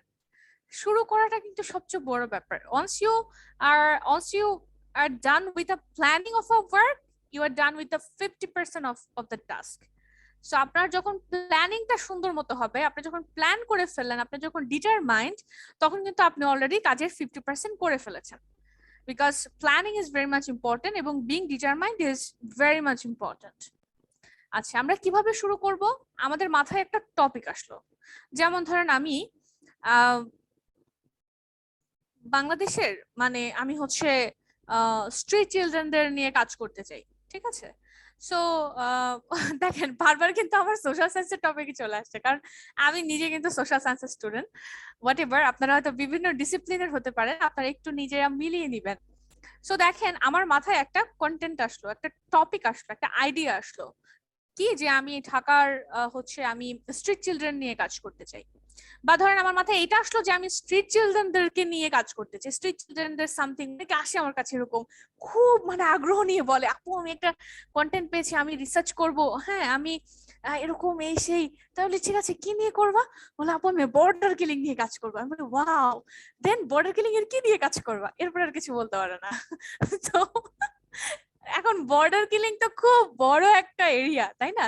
এটা খুব বড় একটা টপিক। বর্ডার কিলিং এর এক্স্যাক্টলি কি নিয়ে কাজ করবে সেটা তাকে চিন্তা করে আসতে হবে। তো আমি তখন আবার তাকে 2 দিন সময় দিতে, তুমি ভাবো। সো ধরেন আপনার মাথায় এরকম একটা টপিক আসলো। এখন আমরা যখন একাডেমিক রাইটিং করতে চাই, তখন আমাদেরকে প্রথমেই যেটা জানতে হবে সেটা হচ্ছে ন্যারো ডাউন দ্য থিম। আপনার যে কন্টেন্টটা মাথায় আসলো, যে থিমটা মাথায় আসলো, ওটাকে আপনি ন্যারো ডাউন করে ফেলবেন। একদম মানে ছোট করতে করতে করতে করতে একদম কনসাইজ টু দি পয়েন্ট করে ফেলবেন। সো ন্যারো ডাউন কিভাবে করব? এখন চিন্তা করেন যে আমি যেটা বলছিলাম যে আমি স্ট্রিট চিলড্রেনদেরকে নিয়ে কাজ করতে চাই। এখন আমি স্ট্রিট চিলড্রেনদের কি নিয়ে কাজ করব? আমি স্ট্রিট চিলড্রেনদের এডুকেশন নিয়ে কাজ করব। আমি কিছু বলবেন? সো আমি স্ট্রিট চিলড্রেনদের এডুকেশন নিয়ে কাজ করব। ফাইন, আমি স্ট্রিট চিলড্রেনদের এডুকেশন নিয়ে কাজ করছি। আমি আমার প্লেসটা কি হবে? আমি কি, বাংলাদেশে তো 64টা জেলা আছে, আমার পক্ষে তো কখনোই পসিবল না একদম পুরো একটা ক্রস সেকশনাল স্টাডি করা throughout the country. Then I should take at least a division অথবা একটা ডিস্ট্রিক্ট। সো আমি যদি চিন্তা করি যে আমি ঢাকা বিভাগ নিয়ে কাজ করব, অথবা আমি ঢাকা বিভাগ, আসলে বিভাগে তো এতগুলো জেলা, আমি সবগুলো কভার করতে পারবো না, দেন আমি একটা ডিস্ট্রিক্ট নিয়ে কাজ করলাম। ফর এক্সাম্পল, আমি ঢাকা নিয়ে কাজ করব, ঢাকার স্ট্রিট চিলড্রেনদের এডুকেশনাল স্ট্যাটাস নিয়ে কাজ করব। এখন আপনি বলেন ঢাকায় টোটাল কতগুলা মানে স্ট্রিট চিলড্রেন আছে, এদেরকে কি আপনার সবাইকে অ্যাড্রেস করা পসিবল, এদেরকে রিচ করা পসিবল? কখনোই না। এখন আরেকটা সুবিধা হয়েছে যে ঢাকাকে আমরা জানি দুটো ভাগে ভাগ হয়েছে, একটা হচ্ছে নর্থ ঢাকা সিটি আর একটা হচ্ছে সাউথ মানে সাউথ ঢাকা। সো আপনি এভাবে চিন্তা করতে পারেন যে আমি তুলনামূলক যেখানে আপনি দেখলেন যে স্ট্রিট চিলড্রেনদের হার একটু বেশি বা তাদের অ্যাক্টিভিটিস এগুলো একটু চোখে পড়ার মতো, আপনি সেইটা নিলেন। ধরেন আমরা নিলাম ঢাকা সাউথ সিটি কর্পোরেশন, তার মানে আপনি কিন্তু এরিয়াটাকে ন্যারো ডাউন করে ফেললেন। এখন দেখেন আপনি ঢাকা সাউথ সিটি কর্পোরেশনের স্ট্রিট চিলড্রেনদের এডুকেশন নিয়ে কাজ করতে চান, ফাইন। এখন স্ট্রিট চিলড্রেনদের বিষয় আসেন প্লেস, আমরা প্লেসকে কিন্তু অলরেডি ন্যারো ডাউন করে ফেললাম। এখন আমরা আসি যাদেরকে নিয়ে কাজ করছি, মানে আপনার সাবজেক্টটা। সো আপনার যারা আপনার রেসপন্ডেন্ট, আপনার পার্টিসিপেন্ট গ্রুপ, তাদের আপনি ন্যারো ডাউন করে ফেলেন। স্ট্রিট চিলড্রেন বলতে আপনি কাদেরকে বোঝাবেন, বয়স কত থেকে কত হবে, তাদের তারা মানে তাদের কোন স্ট্যাটাসকে আপনি হচ্ছে মানে কি কি ক্রাইটেরিয়া ফুলফিল করলে আপনি তাদেরকে স্ট্রিট চিলড্রেন বলবেন। সো এটা হচ্ছে আরেকটা ব্যাপার, আপনি যখন এরকম একটা ডেফিনেশন সেট করে দিবেন তখন দেখবেন যে অনেকেই ওই কনসেপ্টের মানে ওই ডেফিনেশনের মধ্যে পড়ছে, অনেকে আবার ডেফিনেশনের মধ্যে পড়ছে না। সুতরাং যারা আপনার ওই ডেফিনেশনে পড়বে আপনি তাদের নিয়ে কাজ করবেন। এখন ধরেন বাংলাদেশের মানে ঢাকার সাউথ সিটি কর্পোরেশনের স্ট্রিট চিলড্রেনদের পার্টিকুলার আপনার যে ডেফিনেশন সেই অনুযায়ী যারা পড়ে সেই স্ট্রিট চিলড্রেনদের এডুকেশনাল স্ট্যাটাস নিয়ে আপনি কাজ করতে চান। আপনি থিম ন্যারো ডাউন করলেন, আপনি আরো ন্যারো ডাউন করতে পারবেন। দেখেন আপনি যে ডাটা অ্যানালাইসিস মানে কালেকশন করবেন, আপনি কি একদম সে 71 সালে যারা জন্মগ্রহণ করেছে সেই স্ট্রিট চিলড্রেনদেরকে আপনি এখন নেবেন? তার মানে আপনি দেখেন, আপনি চিন্তা করেন আপনি একটা নির্দিষ্ট টাইম ফ্রেমে করবেন যে আপনি লাস্ট 5 ইয়ার্স এর একটা এডুকেশনাল স্ট্যাটাস আপনি হচ্ছে অ্যানালাইসিস করবেন। তার মানে আপনি লাস্ট 5 ইয়ারের একটা চিত্র তুলে ধরবেন। আপনার পক্ষে কখনোই কিন্তু বাংলাদেশের 50 বছরের চিত্র তুলে ধরা পসিবল না। তাহলে দেখেন আপনি আপনার টাইম ফ্রেমটাকে ন্যারো ডাউন করলেন, লাস্ট 5 ইয়ার্স হতে পারে, লাস্ট 2 ইয়ার্স হতে পারে, অথবা আপনি যদি চিন্তা করেন যে প্যান্ডেমিকের পরে স্ট্রিট চিলড্রেনদের বর্তমান অবস্থাটা কি। যেমন আমার খুব রিসেন্ট একটা স্টাডি, আমি যেমন বিহারি চিলড্রেনদের নিয়ে কাজ করেছিলাম তাদের এডুকেশনাল স্ট্যাটাস নিয়ে। সো আমার হচ্ছে এখন প্যান্ডেমিকের পরে তাদের এডুকেশনাল স্ট্যাটাস নিয়ে কাজ চলছে। তো এরকম যে আপনি হয়তো আমি একটা টাইম ফ্রেম নিয়েছি যে এত থেকে এত। সো আপনারা দেখেন টাইম ফ্রেম ধরে ন্যারো ডাউন করতে পারবেন। আপনি যাদের উপর কাজটা করতে চাচ্ছেন, আপনার যারা মানে ফোকাস গ্রুপ, আপনার যারা রেসপন্ডেন্ট, সো আপনি তাদেরকে ওয়েল ডিফাইন করবেন, এর মাধ্যমে আপনি আরো ন্যারো ডাউন করে ফেলতে পারবেন। তারপর ধরেন আপনি যে স্টাডি এরিয়াটা মানে কোথায় আপনি স্টাডিটা করবেন আপনার রিসার্চটা, সেটা আপনি আরো ন্যারো ডাউন করে ফেলেন। যেমন আমরা বাংলাদেশ থেকে আসলাম ঢাকায়, ঢাকা থেকে আসলাম ঢাকা সাউথ সিটি কর্পোরেশনে। সো এরকম করে আপনি হচ্ছে আপনার থিমটাকে ন্যারো ডাউন করে ফেলবেন এবং অনেক বেশি স্পেসিফিক করে ফেলবেন। তারপরে আমাদের কি করতে হবে, এই যে আপনি কন্টেন্টটাকে ন্যারো ডাউন করলেন, আপনি কনসাইজ হয়ে গেলেন এখন, এরপর আপনি লিটারেচার পড়া শুরু করেন, রিড ইনাফ লিটারেচার। অনেকে কি করে এই দুইটা কাজ সমান তালে করে, কারণ অনেক লিটারেচার পড়লে হচ্ছে একটা ভালো আইডিয়া আসে, একটা ধারণা আসে। সো আপনি কাজটা সাইমultaneouslyও করতে পারেন, আপনি আলাদা আলাদা ভাবেও করতে পারেন। সো ইনাফ লিটারেচার করার পরে আমি কিছু স্পেসিফিক অবজেক্টিভ সেট করব আমার স্টাডির জন্য, যে অবজেক্টিভ গুলো আমি ফুলফিল করতে চাই, যে লক্ষ্যে আমি পৌঁছতে চাই। দেন আমার স্টাডিটাকে কন্টেক্সচুয়ালাইজ করব, যে এটা অ্যাকচুয়ালি এটা মানে কন্টেক্সচুয়ালাইজ মানে হচ্ছে যে আপনি বাস্তবের সাথে মানে এটাকে সামহাও অ্যাপ্লাই করলেন, যে এটা কতটুকু আসলে রিয়েলিস্টিক। এটা আমাদের সোশ্যাল সায়েন্স এরিনার যারা তাদের জন্য এই পার্টটা খুবই গুরুত্বপূর্ণ। বিকজ দেখা যাচ্ছে যারা মেডিকেল সায়েন্সে তারা তো অনেক সময় ভাইরাস নিয়ে কাজ করে, লাইভ ভাইরাস নিয়ে কাজ করতে পারে, ডেড ভাইরাস নিয়ে কাজ করতে পারে। তো তাদের ব্যাপারগুলো আর একটু ডিফারেন্ট। বা অনেক সময় হচ্ছে যারা বোটানি নিয়ে কাজ করতেছে সেগুলো কন্টেক্সচুয়ালাইজ করা আচ্ছা সেটাও মোটামুটি যায় কন্টেক্সচুয়ালাইজেশন। সো মোরলেস বেশিরভাগ মানে ডিসিপ্লিনেই টপিকটাকে কন্টেক্সচুয়ালাইজ করা হয়। ধরেন আপনি এমন একটা ইস্যু নিয়ে কথা বলছেন যেটা আগামী গত 10 বছরে বাংলাদেশে এটা দেখা যায় নাই। ফর এক্সাম্পল লাস্ট 5 ইয়ার্স যাবত কিন্তু আমরা ব্লগার কিলিং বা এরকম কোনো ইস্যু দেখি নাই। আপনি যদি এখন ব্লগার কিলিং নিয়ে লেখেন, nobody is going to pay any heed to you. So আপনাকে এই যে কন্টেক্সচুয়ালাইজের ব্যাপারটা, যে রিলিভেন্সি সোসাইটির সাথে মানে দেশের ওয়ার্ল্ড পলিটিক্স নিয়ে যদি আপনি কাজ করেন, সো ওয়ার্ল্ড পলিটিক্সের অবস্থা দেখেন আপনি, একটা সময় ওয়ার্ল্ড পলিটিক্স হচ্ছে তেলে সীমাবদ্ধ ছিল, এখন সেটা পানিতে নেমে আসছে। সো আপনাকে ব্যাপারগুলো বুঝতে হবে। তারপর হচ্ছে related to a theory.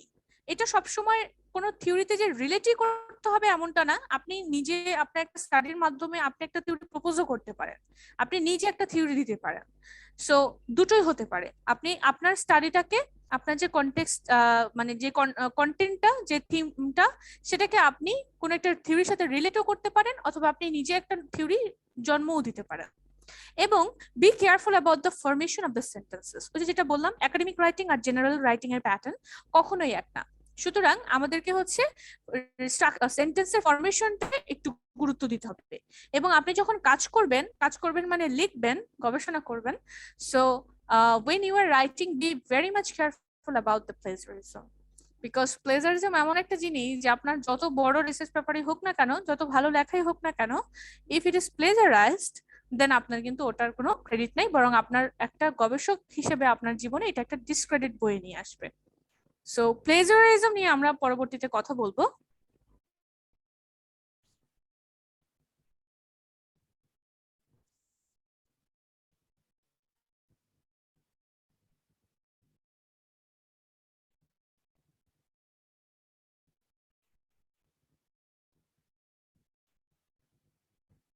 Okay, so আমরা একটু এটা দেখি যে আমরা যখন একটা গবেষণা করছি, একটা রিসার্চ আর্টিকেল লিখছি, সো ওই আর্টিকেলে বা ওই মানে ওই গবেষণা পত্রে আসলে আমাদের মূলত কি কি জিনিস থাকতে হয়। মানে কিছু বেসিক ব্যাপার আছে, এগুলো জার্নাল টু জার্নাল ভ্যারি করে, so content to content vary করে, ডিসিপ্লিন টু ডিসিপ্লিন ভ্যারি করে, বাট কিছু বেসিক জিনিস থাকে যেই জায়গাগুলো টাচ করতেই হবে আপনাকে, মানে যে যে পার্টগুলো আপনাকে লিখতেই হবে আপনার রিসার্চ আর্টিকেলে। দেখেন কি কি সেকশন থাকে, যেমন টাইটেল, ক্লিয়ারলি আপনাকে কন্টেন্টটা ডিসক্রাইব করতে হবে। টাইটেল দিলেন এমন একটা দুর্বোধ্য, মানে পড়ে কেউ আসলে বুঝতেছে না আপনার স্টাডিটা কি নিয়ে, এরকম কিন্তু হবে না। আপনার টাইটেলটা সুন্দর করে ক্লিয়ারলি বলে দিবে আপনার স্টাডিটা বা আপনার কন্টেন্ট আসলে কি নিয়ে। তারপর হচ্ছে অথার্স, অথার কারা ছিল, অথারদের একদম একটা ওয়েল ডিজাইনড ডেজিগনেশন দরকার। সো ক্লিয়ারলি এখানে রাইটারদেরকে রিকগনিশন করতে হবে, তাদেরকে রিকগনাইজ করতে হবে। এবং আমাদের সবচেয়ে গুরুত্বপূর্ণ পার্ট, সেটা হচ্ছে অ্যাবস্ট্রাক্ট। অ্যাবস্ট্রাক্টটা এত গুরুত্বপূর্ণ যে অ্যাবস্ট্রাক্টটা ওরা বারবার এডিট করার জন্য পাঠায়। আপনি সাবমিট করলেন, আবার পাঠাচ্ছে, আবার এডিট করে দিচ্ছেন, আবার সাবমিট করছেন, কারণ অ্যাবস্ট্রাক্টে আমরা অনেক গুরুত্বপূর্ণ অনেকগুলো কথা খুব অল্প সংখ্যক ওয়ার্ডের মধ্যে আমরা বলি। সো অ্যাবস্ট্রাক্ট হচ্ছে describes what was done simply. অনেকে অনেক চিন্তায় থাকে যে অ্যাবস্ট্রাক্টে কি বলবো আপু, অ্যাবস্ট্রাক্টে কি লিখতে হয়। অনেকে বলে অ্যাবস্ট্রাক্ট আর ইন্ট্রোডাকশন কি এক জিনিস? না, অ্যাবস্ট্রাক্টে জাস্ট আপনি ডেসক্রাইব করবেন what you have done, এবং তারপরে অ্যাবস্ট্রাক্টের পরপরই আমাদের থাকে কিওয়ার্ডস। কিছু কিছু জার্নালে এটা বাধ্যতামূলক থাকে। সো আপনার এই রিসার্চে কি কি বিষয় নিয়ে আপনি, কোন কোন বিষয়গুলো নিয়ে আপনি কাজ করেছেন, সো সেই অনুযায়ী আপনার 4-5টা কিওয়ার্ড এখানে মেনশন করতে হয়। দেন আপনার ইন্ট্রোডাকশনে আপনি মূলত যে বিষয়টা নিয়ে কনসার্ন ছিলেন সেটা এক্সপ্লেইন করবেন, যে প্রবলেমটা এক্সপ্লেইন করা। এবং মেথডে আপনি কি করবেন, মেথডে আপনি বলে দিবেন যে আপনি ডেটা কালেকশন, আপনি এই স্টাডিটার জন্য কিভাবে ডেটা কালেকশন করেছেন, কোন টুল ব্যবহার করেছেন, এবং আপনি ডেটা অ্যানালাইসিস কিভাবে করেছেন, সবকিছুর মেথড মানে পদ্ধতি, তার মানে ওভারঅল টোটাল স্টাডিটার পদ্ধতিটা আপনি বলবেন। রেজাল্টটা লিখতে হয়, এই কন্টেন্ট গুলো হচ্ছে মাস্ট, ঠিক আছে। কিছু কিছু জার্নালে এর থেকে অ্যাডিশন দেয়, যে এর থেকে আরেকটু কিছু যোগ করতে হবে, কিন্তু এর থেকে বিয়োগ কখনো করতে বলবে না, মানে এই কন্টেন্ট গুলো মাস্ট থাকবেই আপনার স্টাডিতে। তারপর রেজাল্ট হচ্ছে ডিসক্রাইব হোয়াট ওয়াজ ডিসকভার্ড। আর ডিসকাশন হচ্ছে, অনেকে বলে যে রেজাল্ট আর ডিসকাশন পার্ট একই, অনেকে একসাথেই লিখে ফেলে, বাট রেজাল্ট আর ডিসকাশন আসলে আলাদা জিনিস। রেজাল্ট হচ্ছে অনলি আপনার ডেটা কি বলছে। ধরেন আপনি 100 জনের উপরে একটা সার্ভে করেছেন, একটা হাউস হোল্ড সার্ভে করেছেন বা ক্রস সেকশন একটা স্টাডি করেছেন। আপনি সেখানে 50 জন মহিলা, 60 জন মহিলা ছিল, 40 জন পুরুষ ছিল, তাদের এজ গ্রুপ হচ্ছে এত 20 থেকে 60-এর মধ্যে, এবং তাদের মধ্যে ইলিটারেট, লিটারেট, হাইলি এডুকেটেড সব ধরনেরই লোকজন আছে। তাদের হচ্ছে ফ্যামিলি মেম্বার কার কতজন, তারপর হচ্ছে তাদের প্রফেশন কি, নানা রকম ভ্যারাইটিস, মানে ডিফারেন্সেস তাদের মধ্যে আছে। সো রেজাল্ট হচ্ছে জাস্ট আপনার ডেটা কি পেলো কি পেলো না এগুলো হচ্ছে ডিসক্রাইব করা যে আমার according to the data set বা according to the above mentioned figure এখানে দেখা যাচ্ছে যে এত পার্সেন্ট মহিলা, এত পার্সেন্ট পুরুষ, তাদের ডেমোগ্রাফিক প্রোফাইল এটা, তাদের এই বিষয়ে পারসেপশন হচ্ছে এত, মানে সিম্পলি জাস্ট তুলে ধরা ডেটাটা। আর ডিসকাশনে হচ্ছে আপনি এবার বলবেন যে এত পার্সেন্ট মানুষ এই বিষয়টা সম্পর্কে জানে না, তার মানে ব্যাপারটা হচ্ছে যে এটার ব্যাপারে ওয়েল ইনফর্মড তাদেরকে করা হয়নি। এই যে আপনার একটা অ্যানালাইসিস, এই জিনিসগুলো আসবে হচ্ছে ডিসকাশন পার্টে, যে এত পার্সেন্ট মানুষ এই প্রবলেম ফেস করছে, তার মানে হচ্ছে গভর্নমেন্টের এখানে ইনিশিয়েটিভ নেওয়া উচিত, এবং গভর্নমেন্ট কি ধরনের ইনিশিয়েটিভ নিতে পারে, এরকম নিতে পারে। এই যে আপনার অ্যানালাইসিসটা, মূল অ্যানালাইসিসটা, এটা আসে হচ্ছে ডিসকাশন পার্টে। সো ডিসকাশনে দেখেন বলা আছে যে discuss the implications of the findings, finding এর ইমপ্লিকেশনটা আমরা ডিসকাস করি। সো আর ফাইন্ডিংস হচ্ছে রেজাল্টস, মানে আপনার ডাটা কি বলছে সেটা আপনি শুধু অ্যানালাইসিস করবেন। অ্যাকনলেজমেন্ট, এটা অনেকে আমরা লিখতে পারি না, অ্যাকনলেজমেন্ট কিভাবে লিখতে হয়। অ্যাকনলেজমেন্ট খুব গুরুত্বপূর্ণ একটা জায়গা, এটা ইনশিওর করে those who helped in the research, আর এখানে হচ্ছে আমরা সেটা তাদেরকে রিকগনাইজ করি। সো এটা খুবই গুরুত্বপূর্ণ একটা পয়েন্ট, অ্যাকনলেজমেন্ট। এবং রেফারেন্সেস, যেটা ছাড়া আপনার স্টাডিটা একদম মানে ভ্যালিডিটি হারিয়ে ফেলবে। সো রেফারেন্স প্রপারলি সাইট করতে হবে। এগুলো হচ্ছে জার্নাল টু জার্নাল ভ্যারি করে, যে কোনো জার্নালের রিকোয়ারমেন্ট থাকে যে আপনাকে এপি স্টাইলে রেফারেন্স দিতে হবে, কেউ বলে হার্ভার্ড স্টাইলেই দিতে হবে।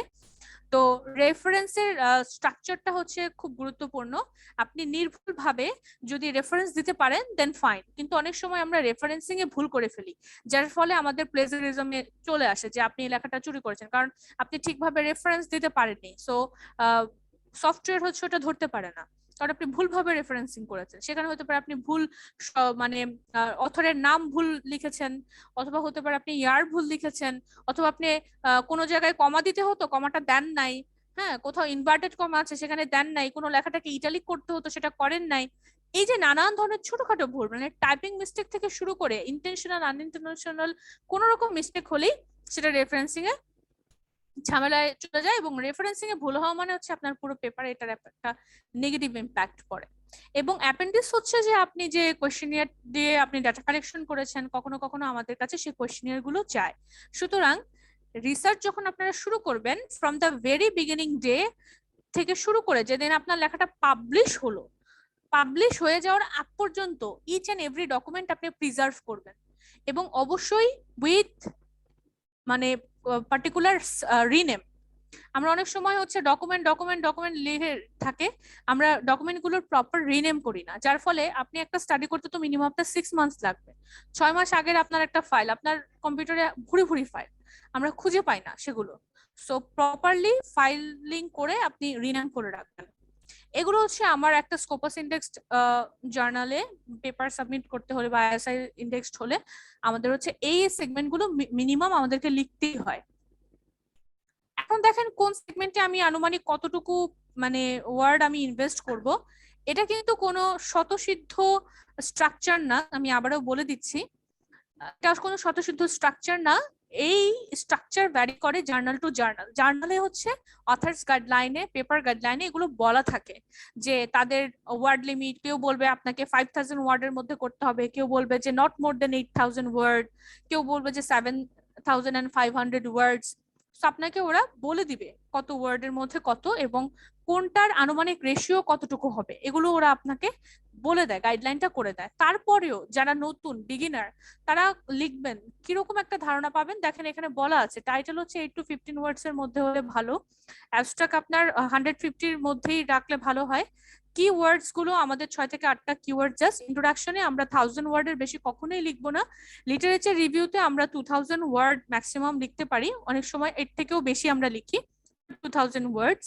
মেথড পার্টে আমরা হচ্ছে 1500 থেকে 2000 ওয়ার্ড লিখি, এটা ডিপেন্ড করে। ধরেন আপনাকে বললো যে 4000 ওয়ার্ডে লিখতে, সো আপনি এতগুলা কন্টেন্ট আপনি কোনটা কখন কিভাবে লিখবেন, সো এখানে মিনিমাম থেকে ম্যাক্সিমাম বলা আছে।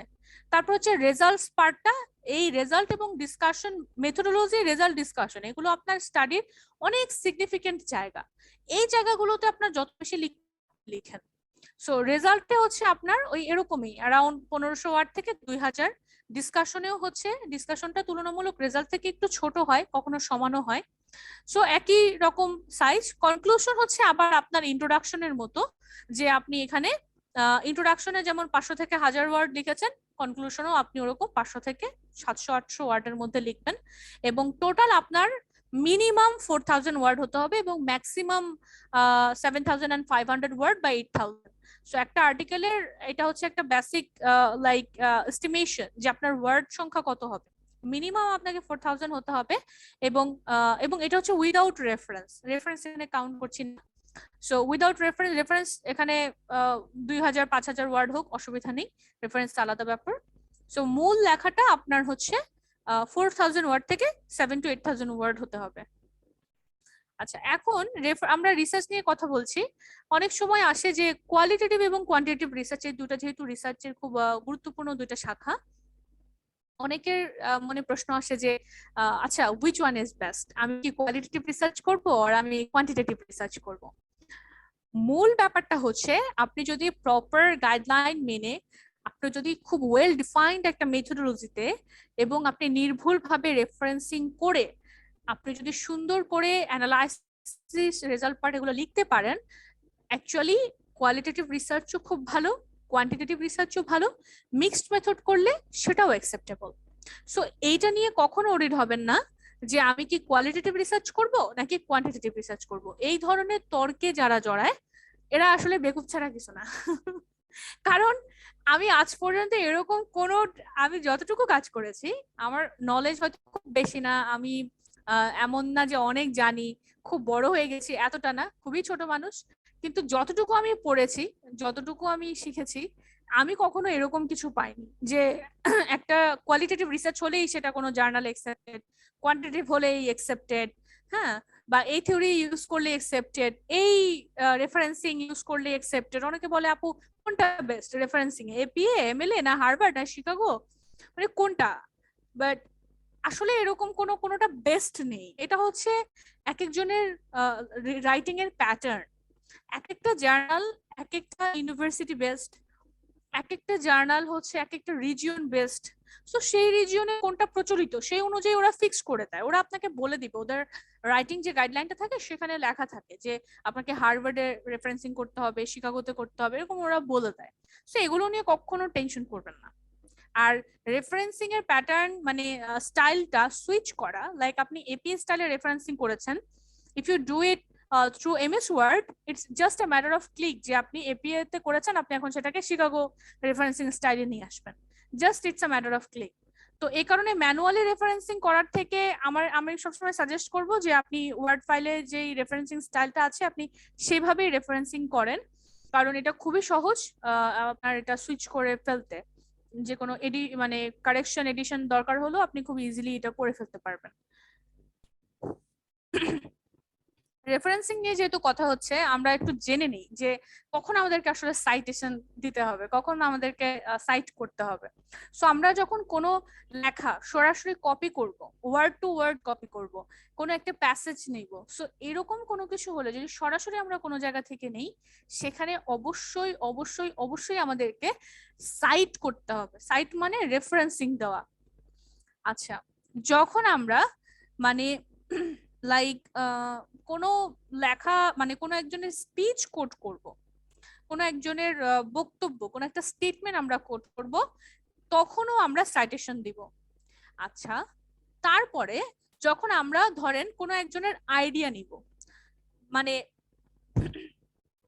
ধরেন রবীন্দ্রনাথের কোন গল্পের একটা আইডিয়া, তো রবীন্দ্রনাথ তো তার বেশিরভাগ গল্প সবকিছু উনি বাংলাতেই লিখে গেছেন, এখন আপনি তো গবেষণা করতেছেন ইংরেজিতে, সো আপনি তার কোনো একটা পদ্যের ছোট গল্পের একটা আইডিয়া বা তার পেইন্টিং এর একটা আইডিয়া, আপনি সেটা এখানে অন্য ভাষাতে অন্যভাবে আপনি ডেসক্রাইব করছেন, আপনি বলছেন, but this idea is not years. আপনি এটা যদি ভাবে সামহাও লিখে ফেলেন, খুব পণ্ডিত না হলে এটা কেউ ধরতে পারবে না, আপনি ড্যাম শিওর যে আপনাকে কেউ ধরতেই পারবে না, but still it's your like ethical ব্যাপার স্যাপার এটা আপনার, যে আপনি অবশ্যই রেফারেন্স দিবেন। কারণ আমরা জানি যে শুধু যে কারো কথা নিলেই কারো ওয়ার্ড নিলেই যে আমাদের রেফারেন্স হয় এমন না, কারো আইডিয়া, কারো ইমাজিনেশন, কারো এক্সপ্লেনেশন, কারো কোনো হচ্ছে আনপাবলিশড অথবা পাবলিশড সোর্স থেকে কোনো যদি লেখা নেন, আপনি আনপাবলিশড লেখা হোক, স্টিল আপনাকে রেফারেন্স দিতে হবে। আপনি একটা গানের লাইন দিবেন, আপনাকে রেফারেন্সিং দিতে হবে। আমরা মনে করি যে শুধু লেখা থেকে নিলেই আমাদের রেফারেন্স করতে হয়, নট লাইক দ্যাট। আপনি কোনো একটা মুভি থেকে যদি কোনো অংশ নেন, আপনি একটা পুঁথি থেকে অংশ নিলেন, আপনি কোনো একটা গান থেকে, কবিতা থেকে, আপনি কারো ইন্টারভিউ থেকে কিছু নিলেন, কোনো একটা ফোকাস গ্রুপ ডিসকাশন থেকে আপনি নিচ্ছেন, এনিথিং যেটা আপনার না, এক কথায় যেটা আপনার না, যেটা আপনি ওন করেন না, যে আইডিয়াটা আপনার না, যে এক্সপ্লেনেশনটা আপনার না, anything you just have taken from someone else, আপনাকে রেফার করতে হবে, আপনাকে সাইটেশন দিতে হবে। সো প্যারাফ্রেজিং, অনেকে মনে করে কি যে প্যারাফ্রেজিং করাটা রেফারেন্সিং এ প্লেজারিজমে ধরা না খাওয়ার একটা অন্যতম উপায়, নট লাইক দ্যাট। কারণ ধরেন আরেকজনের একটা কথা, ধরেন আরবি ভাষায় বা হিব্রু ভাষায় অথবা ফার্সি ভাষায় কোনো একজন কবির কবিতা বা কারো কোনো একজন রাইটারের কোন একটা আইডিয়া আপনি ইংরেজিতে এখানে লিখেছেন, but this idea is not years. So এটা আপনার মোরাল অব্লিগেশন যে আপনি ওটাকে হচ্ছে রেফারেন্সিং করবেন। অথবা ধরেন একজনের একটা লেখা ইংরেজি ভাষাতেই, আপনি সেটাকে প্যারাফ্রেজিং করে লিখেছেন। প্যারাফ্রেজিং তো বোঝেন, মানে সেম জিনিসটাই আপনি আপনার ভাষায় লিখেছেন, মানে আপনার মতো করে সেম ওয়ার্ড ব্যবহার করলেন না, তার সিনোনিম টিনোনিম ব্যবহার করে, স্ট্রাকচার চেঞ্জ করে। সো এইভাবে প্যারাফ্রেজিং করলেও আপনাকে সাইটেশন দিতে হবে। মানে মূল কথা হচ্ছে যে রেফারেন্সিং দেওয়াতে কোনো লজ্জার বিষয় নাই, রেফারেন্সিং দেওয়াতে কোনো ক্লান্তির কিছু নাই। আপনি যত রেফারেন্স দিবেন আপনার স্টাডি তত ভারী হবে, তত পাকাপোক্ত হবে, তত স্ট্রেংথ বাড়বে আপনার স্টাডির। and when and what to be cited, দেখেন what needs to be cited, আমাদের বাম পাশের ছবিটা যদি আমরা একটু লক্ষ্য করি, বলছে what needs to be cited, বলছে another's words, আরেকজনের কথা, বলছে হ্যাঁ, তার মানে কি কোট এন্ড সাইটেড। যদি আরেকজনের উক্তি হয় তাহলে এটাকে কোট করো এবং অবশ্যই সাইট করো। যদি আরেকজনের উক্তি না হয় তাহলে কি নো, দেন অ্যানাদারস আইডিয়াস, তার মানে কি আরেকজনের ভাবনা, আরেকজনের কোনো আইডিয়া, ইয়েস। যদি হ্যাঁ হয় তাহলে সাইট করো, যদি না হয় then do not cite it. আরেকজনের আইডিয়া না, তার মানে তো এটা আপনার idea. And when do you cite, কখন আমরা মূলত সাইট করি? Did you think of it, আপনি কি এটার কথা ভেবেছিলেন? ধরেন এই আইডিয়াটা আপনার, যদি হয় তাহলে হচ্ছে আপনার সাইট করতে হবে না। যদি আপনার আইডিয়া না হয় then is it a common knowledge? Common knowledge কি, যেগুলো সবাই জানে, যেমন 1971 এ যুদ্ধ হয়েছে, এই যে একটা বেসিক কনসেপ্ট। 9/11 এ হচ্ছে আপনার টুইন টাওয়ার ধ্বংস হয়েছে, তারপর হচ্ছে পৃথিবীর বয়স কত, এই যে বেসিক কিছু মানে ধারণা যেগুলোকে আমরা কমন নলেজ বলে জানি, যে চাঁদ হচ্ছে পৃথিবীর উপগ্রহ, সূর্য হচ্ছে এইটা সূর্যের ব্যাস এত, বা ধরেন বছরে হচ্ছে এতগুলো দিন থাকে, এতগুলো সপ্তাহ থাকে, এই যে বেসিক ইনফরমেশন যেগুলো আসলে কখনো ম্যান টু ম্যান ভ্যারি করে না, যেই নলেজ গুলো একাধিক সোর্স থেকে পাওয়া যায় এবং সব সোর্সের মোরলেস কমন ইনফরমেশন থাকে, এগুলোকে আমরা কমন নলেজ বলবো। সো যদি কমন নলেজ হয় তাহলে তো হচ্ছে আপনার এগুলো সাইট করার দরকার নাই। আর যদি কমন নলেজ না হয় তার মানে হচ্ছে এটা কোথাও না কোথাও পাবলিশ বা আনপাবলিশ সোর্স থেকে আপনি নিয়েছেন, সেটা আপনাকে সাইট করতে হবে। আচ্ছা, এখন আমরা প্লেজারিজম, যেহেতু আপনাদের রিসার্চে খুবই গুরুত্বপূর্ণ একটা অ্যাসপেক্ট, আমরা একটু দেখবো যে আমরা কিভাবে প্লেজারিজম অ্যাভয়েড করতে পারি। প্লেজারিজম হচ্ছে যে অন্যের কোনো লেখা, কোনো আইডিয়া, লেখাটা পাবলিশড হোক বা আনপাবলিশড হোক, কোনো আইডিয়া বা কারো কোনো বিষয়, কোনো একটা আঁকা ছবি, তার একটা গান, তার লিরিক হতে পারে, তার গাওয়া গান হতে পারে, তার কবিতা হতে পারে, এনিথিং। হ্যাঁ, এটা ওরাল হতে পারে, রিটেন হতে পারে, এটা টেক্সচুয়াল হতে পারে, এটা হচ্ছে পেইন্টিং এর মধ্য দিয়ে হতে পারে, এনিথিং। আরেকজনের কোনো একটা কিছু আপনি নিজের মনে করে জ্ঞাতসারে অথবা অজ্ঞাতসারে আপনি যদি সেটা আপনার নিজের বলে চালিয়ে দেন, অজ্ঞাতসারে চালালেও সেটা ক্রাইম, এটা এটা কখনোই অ্যাকসেপ্টেড না। সো এই ধরনের কাজকে আমরা প্লেজারিজম বলছি, যেটাকে সরাসরি মানে সহজ সুন্দর অভদ্র ভাষায় যদি বলি তাহলে হচ্ছে চুরি করা। সো ওকে, প্লেজারিজম অ্যাভয়েড করার আমাদের তিনটা সহজ উপায় আছে। একটা হচ্ছে কমন নলেজ, একটা হচ্ছে কোটিং, আর একটা হচ্ছে প্যারাফ্রেজিং। ধরেন কমন নলেজ, যেমন the declaration of independence was signed in 1776, এটা খুবই কমন একটা নলেজ, যে ডিক্লারেশন অফ ইন্ডিপেন্ডেন্স হচ্ছে 1776 এ সাইন্ড হয়েছিল। Barack Obama became the 44th president of the United states in January 2019। এগুলো খুবই কমন কিছু ইনফরমেশন, যেগুলোতে কোনো স্ট্যাটিস্টিক্স নেই, যেগুলোতে হচ্ছে কোনো ডেটা নেই, যেগুলো কোনো এম্পিরিক্যাল স্টাডি বলতে কিছু বোঝায় না, এবং এগুলো হচ্ছে কোনো ফিগার মেনশন করে না, যেগুলোর মধ্যে কোনো আর্গুমেন্ট নেই। বারাক ওবামা 44তম প্রেসিডেন্ট, এতে কোনো আর্গুমেন্টের কিছু নাই। হ্যাঁ, 1971-এ বাংলাদেশ ইন্ডিপেন্ডেন্স গেইন করেছিল, এখানে মানে এখানে আর্গুমেন্টের কিছু নেই। দেয়ার আর 4 সিজনস ইন আ ইয়ার, এখানে আর্গুমেন্টের কিছু নেই। 365 ডেজ আছে আমাদের একটা ইয়ারে, এখানে আর্গুমেন্টের কিছু নেই। And US entered Second World War after the bombing of Pearl Harbor. এগুলো হচ্ছে হিস্ট্রির পার্ট। সো এই যে কিছু কমন কথা, বেসিক কথা, এগুলোকে আমরা কমন নলেজ বলছি। সো এইসব কথাবার্তা যদি আপনারা কোথাও উল্লেখ করেন এই ধরনের কোনো কথা, সেগুলো আপনাকে সাইট করতে হবে না। আচ্ছা, যদি আমরা কোনো ব্যক্তির কথা কোট করি, কোট করলে অবশ্যই আমাকে সেখানে আমাদের রেফারেন্স দিতে হবে। তো যেহেতু কোট করা মানেই রেফারেন্স দেওয়া, সুতরাং দেখেন আমরা যেটা বলছি যে রিসার্চে আমরা কখনো আরেকজনের কথা হুবাহু আনতে পারবো না। তাহলে হুবাহু যদি আনতে না পারি, কোট করলে তাহলে কি আমি প্লেজারিজমে ধরা পড়ে যাব না? না, কোটিং করলে আপনি কখনো প্লেজারিজমে ধরা পড়বেন না, কারণ কোটিং আমরা সবসময় রাখি ইনভার্টেড কমার মধ্যে। এই ইনভার্টেড কমাই বলে দেয় যে এটা হচ্ছে একটা কোটেশন। সো কোটেশন আমরা হুবহু তুলে আনি। কোটেশনের মধ্যে থাকা মানে আমি এখানে ভেতরকার একটা শব্দ আমি চেঞ্জ করিনি। সো কোটেশন ইউজ করলে অবশ্যই নিচে আপনাকে রেফারেন্স ইউজ করতে হবে, এবং যেহেতু আমি হুবাহু কপি করে আনলাম তার একটা statement, still it won't be counted as a plagiarism, কারণ এটা কোট, এটা হচ্ছে একজনের স্টেটমেন্ট, এটা আমাকে হুবাহু নিয়ে আসতে হবে, এখানে আমার চেঞ্জ করার কিছু নাই। এন্ড দেখেন এই যে এক্সাম্পল, কোটেশন আমরা এভাবে আনবো ইনভার্টেড কমার মধ্যে। প্যারাফ্রেজিং করা, যে প্যারাফ্রেজিং করলে আমাদের আর প্লেজারিজমে ধরা পড়ার কোনো ভয় নেই, কারণ প্যারাফ্রেজিং করে অবশ্যই আমরা রেফারেন্স দিব। আচ্ছা, প্যারাফ্রেজিং করার কিছু বেসিক ট্রিক্স দেখেন। একটা হচ্ছে যে সিনোনিম রিপ্লেসমেন্ট, আমরা সিনোনিম রিপ্লেস করে করতে পারি। যেমন violent crimes is on the rise among teenagers, এটাকে আমরা একটু সিনোনিম চেঞ্জ করে ক্রাইমের জায়গায় অফেন্স দিয়ে, টিনেজারের জায়গায় আমরা অ্যাডোলেসেন্স দিয়ে আমরা এভাবে এটাকে প্যারাফ্রেজিং করতে পারি। এবং changing the parts of speech, কখনো আমরা ভার্বকে অ্যাডজেক্টিভ বানিয়ে বা নাউন বানিয়ে, অ্যাডভার্বকে অ্যাডজেক্টিভ বানিয়ে, এভাবে আমরা একটু পার্টস অফ স্পিচের প্যাটার্নটা চেঞ্জ করে আমরা প্যারাফ্রেজিং করতে পারি। এবং একটা সেন্টেন্সের ওয়ার্ড অর্ডার যেটা আছে সেটাকে চেঞ্জ করেও আমরা প্যারাফ্রেজিং করতে পারি।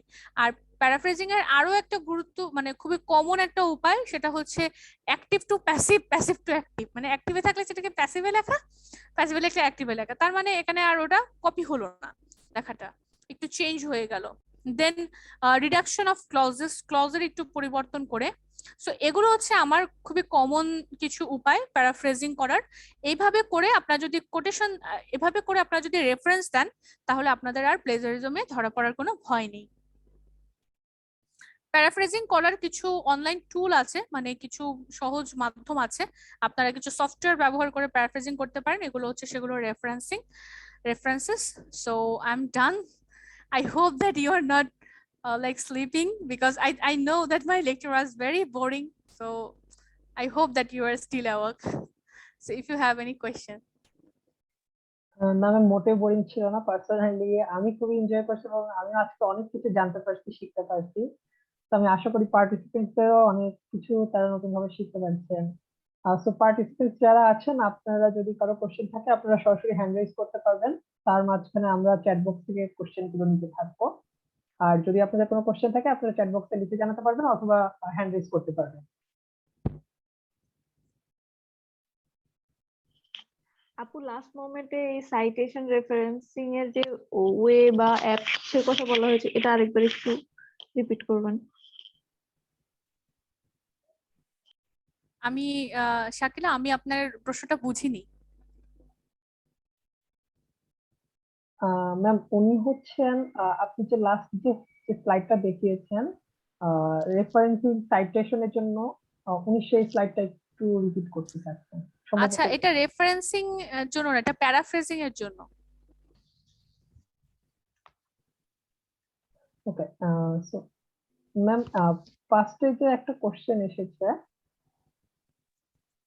জি, ওকে, শাকিলা সারোয়ার আপু কোশ্চেন করেছেন যে should I use first language I have chosen or I have found or say the study the author?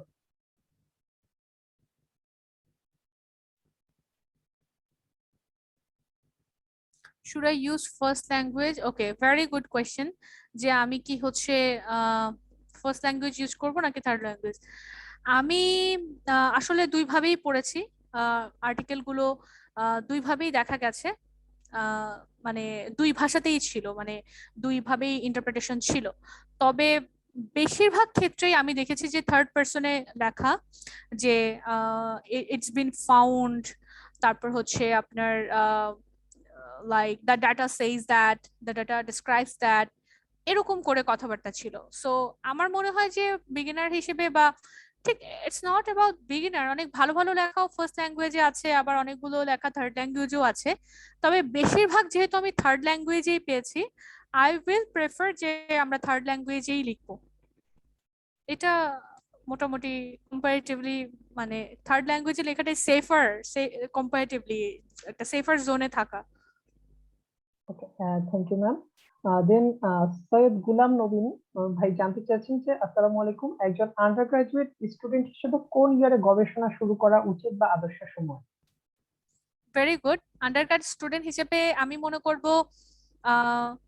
শুরু করা মানে তো শেখা, সো শেখার ব্যাপারটা সেকেন্ড ইয়ার থেকে শুরু করলেই ভালো হয়। কারণ ফার্স্ট ইয়ারে তো আমরা আসলে একদম বেসিক টুকু জানি, ইউনিভার্সিটি কি, তারপর ডিপার্টমেন্টের পড়াশোনাটা বুঝে উঠতেও একটু সময় লাগে। তবে অনেকে মনে করেন যে পোর সিজিপিএ নিয়েও যেহেতু বাইরে পড়তে যাওয়া যায়, তো এইটা চিন্তা করে অনেকে হয়তো ডিপার্টমেন্টে উদাসীন হয়ে যায়, দেন কো কারিকুলার অ্যাক্টিভিটিস বা রিসার্চ পাবলিকেশন এগুলোর দিকে বেশি ঝুঁকে পড়ে। But I will suggest the department should be your first priority. যত ভালো পারেন, মানে যত চেষ্টা করে যত পারেন তত হায়ার সিজিপিএ আপনি করেন, বিকজ ইউ ডোন্ট নো যে হায়ার সিজিপিএ থাকলে আপনি কি পরিমাণ জিনিসের ছাড় পাবেন, আপনি কি পরিমাণ প্রিভিলেজ আপনার জন্য অপেক্ষা করছে, এটা আপনি হয়তো কল্পনাও করতে পারবেন না। তো আপনি সবকিছু করার, আপনার লাইফে আপনি সেকেন্ড টাইম সুযোগ পাবেন, আপনি সেকেন্ড মাস্টার্স করার সুযোগ পাবেন, আপনি পিএইচডি 2-3 বার করেন, কোনো অসুবিধা নাই, ঠিক আছে। কিন্তু এই যে আপনার আন্ডার গ্রাডের রেজাল্ট, আন্ডার গ্রাড এবং গ্রাডের মানে আপনার অনার্স এবং মাস্টার্স এর, এগুলো আসলে কিন্তু এইগুলোর উপরে ভিত্তি করে আপনার জীবনের প্রত্যেকটা জিনিস ইভালুয়েটেড হবে। সো এই জায়গাটায় কখনো কম্প্রোমাইজ করবেন না। সো ডিপার্টমেন্টে পড়েও আসলে অন্যান্য কিছু, মানে ভালো মতো পড়েও অন্যান্য কিছু পসিবল, আমি নিজে দেখেছি, ডিপার্টমেন্টের জন্য অত বেশি খাটতে হয় না। তো এই জন্য আমি সাজেশন দিচ্ছি যে সেকেন্ড ইয়ার থেকে আপনাদের মোটামুটি একটা রিসার্চ রিলেটেড যে ভালো ভালো কিছু বই আছে, বাংলায় অনেক বই আছে রিসার্চের উপরে, আপনারা সেগুলো পড়ে ফেলেন প্রথমে। আর যদি কারো ইংরেজি ভালো হয়, ইংরেজিতে তো ভুরি ভুরি বই, যে যে ডিসিপ্লিনের ওই ডিসিপ্লিন রিলেটেড বইটা এগুলো পড়ে ফেলেন, পিডিএফ কপি অ্যাভেলেবেল, কারো কাছে না থাকলে আমাকে নক দিয়ে, আমার কাছে বই বোঝাই অনেক বই আছে, সব আপনারা পড়তে পারেন। আর টুকটাক লেখালেখি এগুলো তো আমি বলবো সেকেন্ড ইয়ার থার্ড ইয়ার থেকেই করা ভালো। কারণ হচ্ছে লেখালেখি এমন একটা ব্যাপার যে লেখার একটা ম্যাচুরিটি থাকে, যেটা লিখতে লিখতেই আসে। আপনি যত ভালো ইংরেজি জানেন, আপনার কন্টেন্ট, আপনার চিন্তা ভাবনা যত ভালোই হোক না কেন, unless or until you write regularly, আপনার লেখার ম্যাচুরিটিটা আসবে না। সো একাডেমিক রাইটিং যেহেতু আপনার খুব ম্যাচিউরড লেখালেখি, সো আমি বলবো যে আপনার সেকেন্ড ইয়ার থার্ড ইয়ার থেকে যদি আপনাদের লেখালেখির এই প্র্যাকটিসটা থাকে, আপনারা নিউজ পেপারে লেখেন আর যেখানেই লেখেন, অবশ্যই ইংরেজিতে লেখার কথা বলছি, সো আপনাদের লেখালেখির অভ্যাসটাই মানে একটু অল্প বয়স থেকে শুরু করলে ভালো। তখন হবে কি, ফাইনাল ইয়ারে এসে বা মাস্টার্সে এসে দেখবেন আপনারা 1-2টা পাবলিকেশন করতে আপনার কোনো কষ্ট হচ্ছে না, আপনার জন্য অসুবিধা হবে না। Thank you ma'am. Ma'am next question হচ্ছে উইদাউট এনি সাইটেশন সম্পূর্ণ নিজের মতো করে একটি রিসার্চ পেপার লিখে পাবলিশ করা পসিবল কিনা, এবং সেটির গুরুত্ব যে সাইটেশন সহ একটা রিসার্চ পেপারের তুলনায় কম না বেশি? না, সাইটেশন ছাড়া কখনো পসিবল না, এবং আমার মনে হয় না যে আপনি এই কাজটা করতে পারবেন। কারণ আপনি হয়তো ভাবছেন যে আমি কারো কাছ থেকে নিচ্ছি না, সম্পূর্ণই আমার নিজের লেখা, ফাইন, কিন্তু আমরা তো আসলে মানে আপনি তো অন্য গ্রহ থেকে আসেননি, বা ধরেন আমি যদি এরকম একটা ইনিশিয়েটিভ নিতে চাই, আমি নিশ্চয়ই অন্য কোনো গ্রহ থেকে আসিনি, আমি এই মাটিতে এই পরিবেশেই বড় হয়েছি। So human being are always biased, they are always been influenced. So আপনি কিছু কিছু কন্টেন্ট, মানে আপনার কাছে হয়তো মনে হতে পারে যে আচ্ছা এটা তো খুবই কমন নলেজ, মানে এটা তো আমি জানি, বা এটা তো আমি কোথা থেকে শিখিনি, এটা তো আমি কোথা থেকে নেইনি। No, we acquired everything. We have been taught everything. So আপনি যেটা আজকে নিজে মনে করে লিখছেন, সেটা হয়তো আপনার আইডিয়া না, সেটা আরো কারো আইডিয়া। আপনি সার্চ করেন, আপনি সার্চ করলেই দেখবেন যে ওই রিলেটেড অনেক অনেক লেখা আছে। সো কোনো না কোনোটার সাথে আপনার লেখাটা কমন পড়েই যাবে। এন্ড দ্যাটস ওয়াই আমরা যেটা বলছি যে টু দি পয়েন্ট, শুধু টেক্সট হলেই যে আপনাকে সাইটেশন করতে হবে এমন না, আপনার আইডিয়ারও সাথে যদি কারো সিমিলারিটি থাকে আপনাকে সাইটেশন করতে হবে, আপনাকে রেফারেন্স দিতে হবে। সুতরাং আমরা এমন কিছু ভাবতে পারবো না, মানে আসবে না আর কি, এটা আমাদের limitation as a human being, as a social being, not human being, as a social being আমাদের এই লিমিটেশনটা আছে যে আমরা আমাদের চিন্তা ভাবনায় কোনো না কোনো ভাবে আমরা বায়াসড, আমরা কোনো না কোনো ভাবে ইনফ্লুয়েন্সড।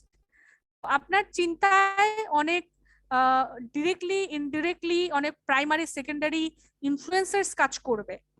সো আমার মনে হয় যে আপনি সম্পূর্ণভাবে সাইটেশন ছাড়া যে লেখাটা, যে আপনি চাচ্ছেন সম্পূর্ণ আমার লেখা থাকবে এখানে, এরকম আসলে পসিবল না। মানে আমার কাছে মনে হচ্ছে আপনি যদি মানে এই ডেয়ারটা নিতে চান, আপনি করে যদি দেখাতে পারেন, then it will be a great invention. But আমার মনে হচ্ছে আর কি এটা একটু খুবই challenging. Okay ma'am, thank you ma'am. Next question হচ্ছে ম্যাম, প্ল্যাগারিজম অ্যাভয়েড করার জন্য ইন্ট্রোডাকশন যদি আমরা পুরোপুরি কোটেশন দিয়ে ইউজ করি, সেক্ষেত্রে কি পুরো ইন্ট্রোডাকশনটা শুধুমাত্র কোটেশনের ভিত্তিতে লেখা সম্ভব কিনা? না, কারণ ইন্ট্রোডাকশন বলতে আপনাকে কি বোঝায় সেটা আপনাকে বুঝতে হবে। Introduction is all about describing the problems. You are giving the statement about the like about the content, background study যেটা আমরা বলি। সো এগুলো আপনি লিখতে গেলে তো শুধু কোটেশন দিয়ে আপনি কখনোই পারবেন না, you need to describe. So এটা হবে না আর কি। Thank you ma'am. It won't next work. অর্থ নবনীতা উনি কোশ্চেন করছেন যে প্যারাফ্রেজ জিনিসটাও তো অনেকটা কারোর আইডিয়া নিয়ে, তাই না? এটা নিয়ে আরেকটু যদি কাইন্ডলি আপনি একটু কিছু বলতেন, এবং কিভাবে এই দুইটাকে আলাদা করা যাবে।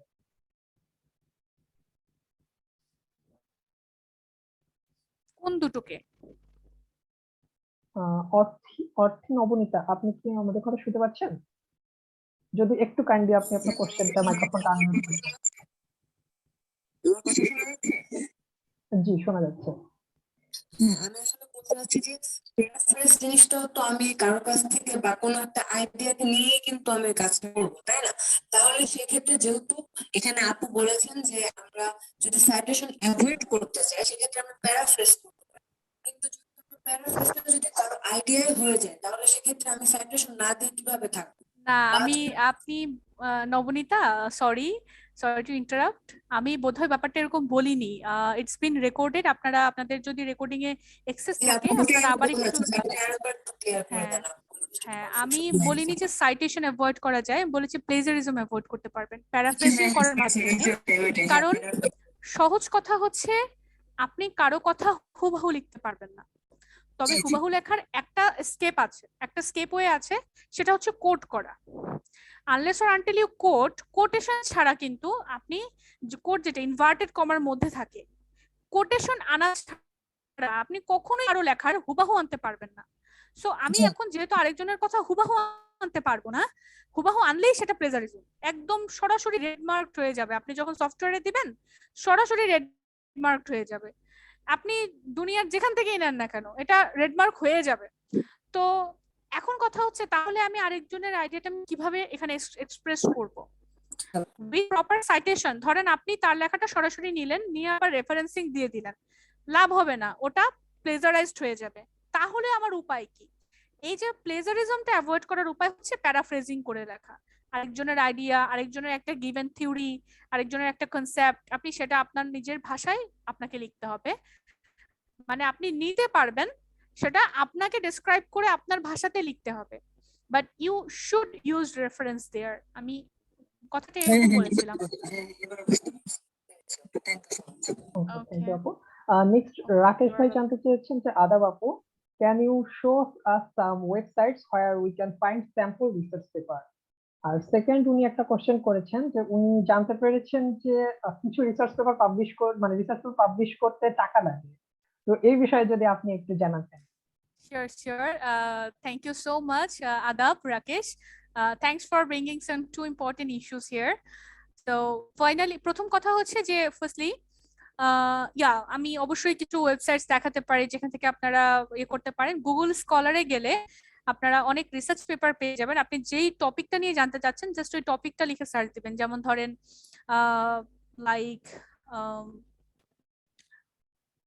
হোয়াইট কলার ক্রাইম অথবা ব্লু কলার ক্রাইম, অথবা ধরেন করাপশন, অথবা ধরেন সোশ্যাল স্টিগমা, অথবা ধরেন COVID-19 ইফেক্ট, এরকম কিছু একটা মানে একটা থিম ধরে আপনি সার্চ করলেন, সো ওই রিলেটেড আপনি অনেক পেপার পেয়ে যাবেন। বেশিরভাগ ক্ষেত্রে এক্সেস দেওয়া থাকে, আর অনেকগুলো হচ্ছে আপনি এক্সেস পাবেন না, আপনাকে কিনে পড়তে হবে বা সাবস্ক্রিপশন করতে হবে, হয়তো ফ্রি সাবস্ক্রিপশনের ব্যাপার থাকে। সো আপনি গুগল স্কলার থেকে আপনি ডাউনলোড করতে পারবেন। আর যদি বই পড়তে চান সেই ক্ষেত্রে তাছাড়া একাডেমি আছে, একাডেমিয়া থেকেও আপনি ডাউনলোড করতে পারবেন অনেক পেপার, ওখানে বেশিরভাগ পেপারই ফ্রি থাকে। আর যে স্টোরে সাবস্ক্রিপশন সোর্স আপনি ওখান থেকে নিতে পারেন। আর বই যদি হয় তাহলে লাইব্রেরি জেনেসিস এবং জি বুকস নামে দুটো ওয়েবসাইট আছে, আপনি জাস্ট ক্যাপিটাল জি মানে জেড আর কি, সরি ওয়াই এর পরে যেই জিটা আমরা লিখি, সো জি বুকস এটা লিখে আপনি গেলে ওই ওয়েবসাইটে গেলে আপনি ওখানে প্রচুর ফিকশন, নন ফিকশন, একাডেমিক, নন একাডেমিক বই আপনি ডাউনলোড করতে পারবেন। আর হচ্ছে লাইব্রেরি জেনেসিস এটা লিখে আপনি যদি সার্চ করেন গুগলে, আপনাকে ওরা একটা ওয়েবসাইটে নিয়ে যাবে, লাইব্রেরি জেনেসিসের ওয়েবসাইটে।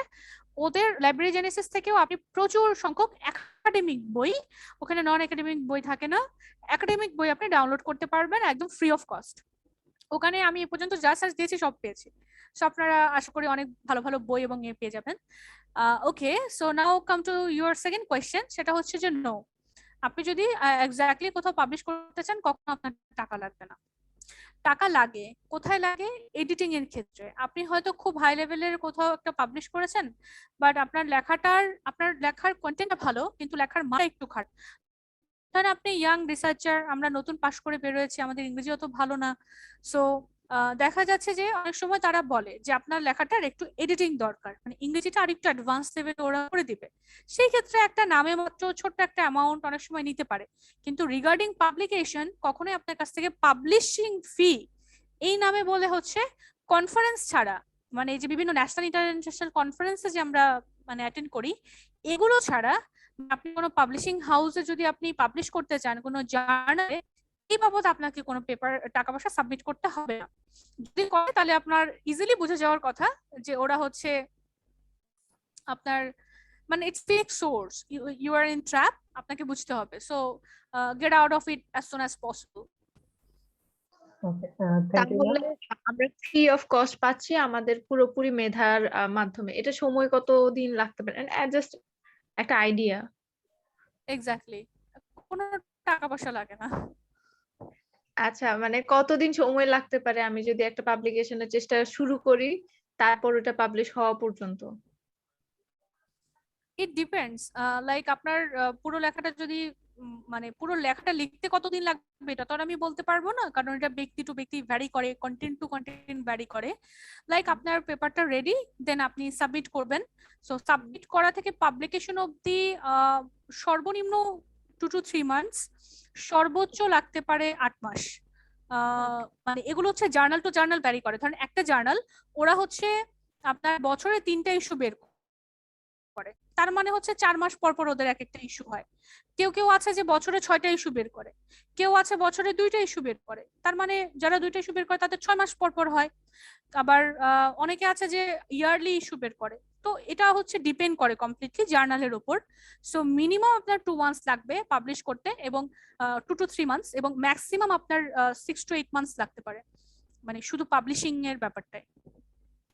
আপনি তো আসলে একটা সাবমিট করে বসে থাকবেন না ওটা পাবলিশের আশায়, আপনি সাবমিট করে দেন, আপনি আরো অন্যান্য কাজ করতে থাকবেন, ওই কাজের চাপে আপনি এটা পাবলিশ হয়েছে আপনি ভুলেই যাবেন। আপনার হঠাৎ করে একদিন one fine morning you will open your email and see that ওকে আপনার লেখাটা পাবলিশ হয়েছে এবং this will bring a smile in your face. তো এমনই হয় আসলে, আমরা নিজেরাও সাবমিট করে ভুলে যাই যে আচ্ছা ওখানে আমার নিজের এখনো 3-4টা পেপার ঝুলে আছে, কোথায় আছে কি মানে। প্রথম প্রথম খুব এক্সাইটেড ছিলাম, প্রথম সবাইকে খালি নক দিতাম, স্যারটা কবে পাবলিশ হবে, স্যারটা কবে পাবলিশ হবে, মানে যেগুলো হচ্ছে বুক চ্যাপ্টার যখন কোনো টিচারকে সরাসরি সাবমিট করি সেগুলো। আর জার্নালে হলো তো আর জিজ্ঞেস করার কিছু নাই, ওয়েবসাইটে গিয়ে আপনি দেখবেন আপনার লেখাটা কোন অবস্থায় আছে, যে বলবে যে এটা ইটস বিন অ্যাকসেপ্টেড। প্রথমে হচ্ছে আপনি সাবমিট করেছেন, সাবমিটেড, পরের স্ট্যাটাস হচ্ছে অ্যাকসেপ্টেড, পরের স্ট্যাটাস হচ্ছে যে এটা রিভিউর মধ্যে আছে, তারপর হচ্ছে যে রিভিউ ডান, তারপরে হচ্ছে যে প্রি পাবলিশিং, তারপরে হচ্ছে পাবলিশিং। এই স্টেপের মধ্যে যদি ওরা কোনো মেজর কোনো সমস্যা পায়, যদি কোথাও চেঞ্জ করতে হয়, কোনো মানে কারেকশন দরকার হয়, সেটা হচ্ছে ওরা মেইল করে আপনাকে জানিয়ে দিবে যে এই এই জায়গায় কারেকশন করে আপনারা আমাকে এত তারিখের মধ্যে পাঠান। মানে প্রসিডিওরটা এরকম আর কি। আচ্ছা, আমি আমাদের রিসার্চ মনোগ্রাফটা রেডি করেছি, ওইটার মধ্যে আমার মনে হচ্ছে এখন যে আমি তাহলে প্রপারলি সাইট করি নাই অনেক কিছু, আবার হয়তো রেফারেন্সেও 2-1টা ভুল থাকতে পারে, যার কারণে হয়তো প্রপার রেফারেন্সিংটা হয় নাই, এই দাড়ি কমা এটা সেটা সাল বা কোনো কিছু এখন আমার তাহলে এটা মেন্ট করার করণীয় কি?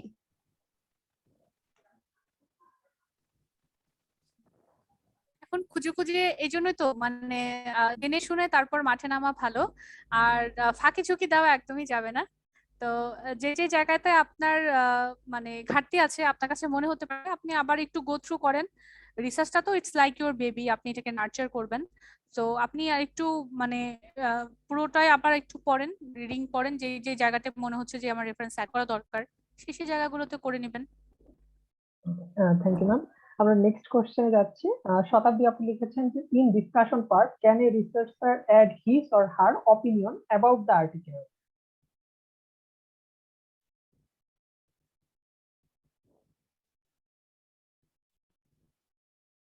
আমি কোশ্চেনটা পাচ্ছি না। আচ্ছা, কোশ্চেনটা কে করেছে এখানে?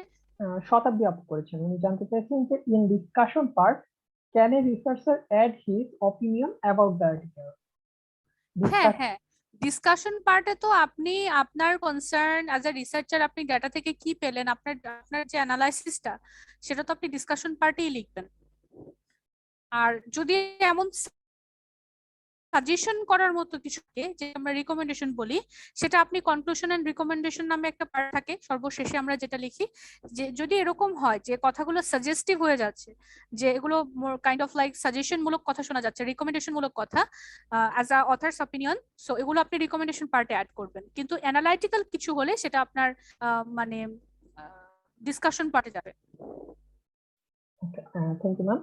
নেক্সট তাইমা ইসলাম আপনি জানতে চেয়েছেন if I paraphrase the article do I need to use in text citation?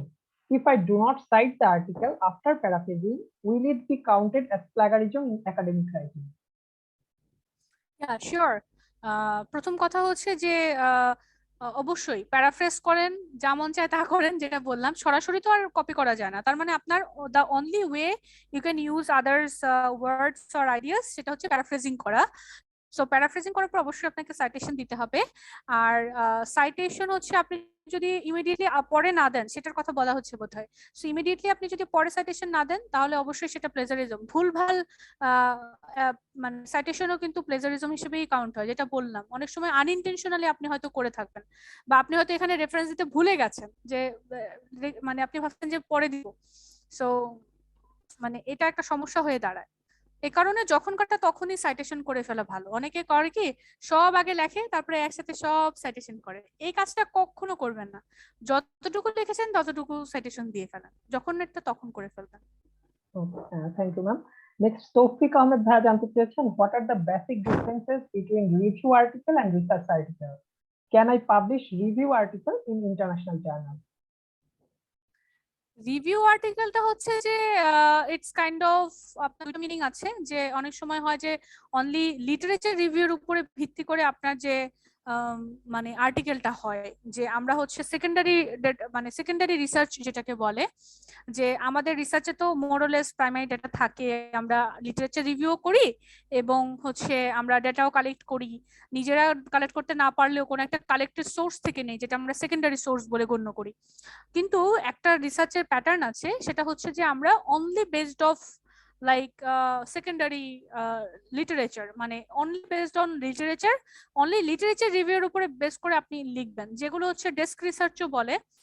তো ওইটার মানে ওই স্ট্রাকচার ফলো করে আপনি যে রিসার্চটা করবেন ওটাকে রিভিউ রিসার্চ বলে বা রিভিউ আর্টিকেল বলে।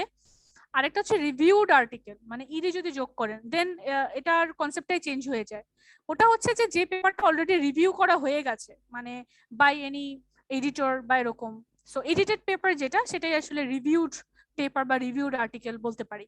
আর রিভিউ আর্টিকেল হচ্ছে অনেক সময় ডেস্ক বেসড রিসার্চ যেটা, সেটা একটু সিনিয়ররা করেন ওটা, কারণ তখন হচ্ছে সব টেক্সট, ওটাতে প্রচুর খাটনি, মানে কোয়ালিটেটিভ রিসার্চের 3 গুণ মানে এফোর্ট দিতে হয় ওই ধরনের পেপারে। থ্যাংক আর ইউ। রিভিউ আর্টিকেল হ্যাঁ অবশ্যই ইন্টারন্যাশনাল জার্নালে পাবলিশ করা পসিবল, এগুলো একটু সিনিয়র লেভেলের কাজ। ওকে, থ্যাংক ইউ ম্যাম।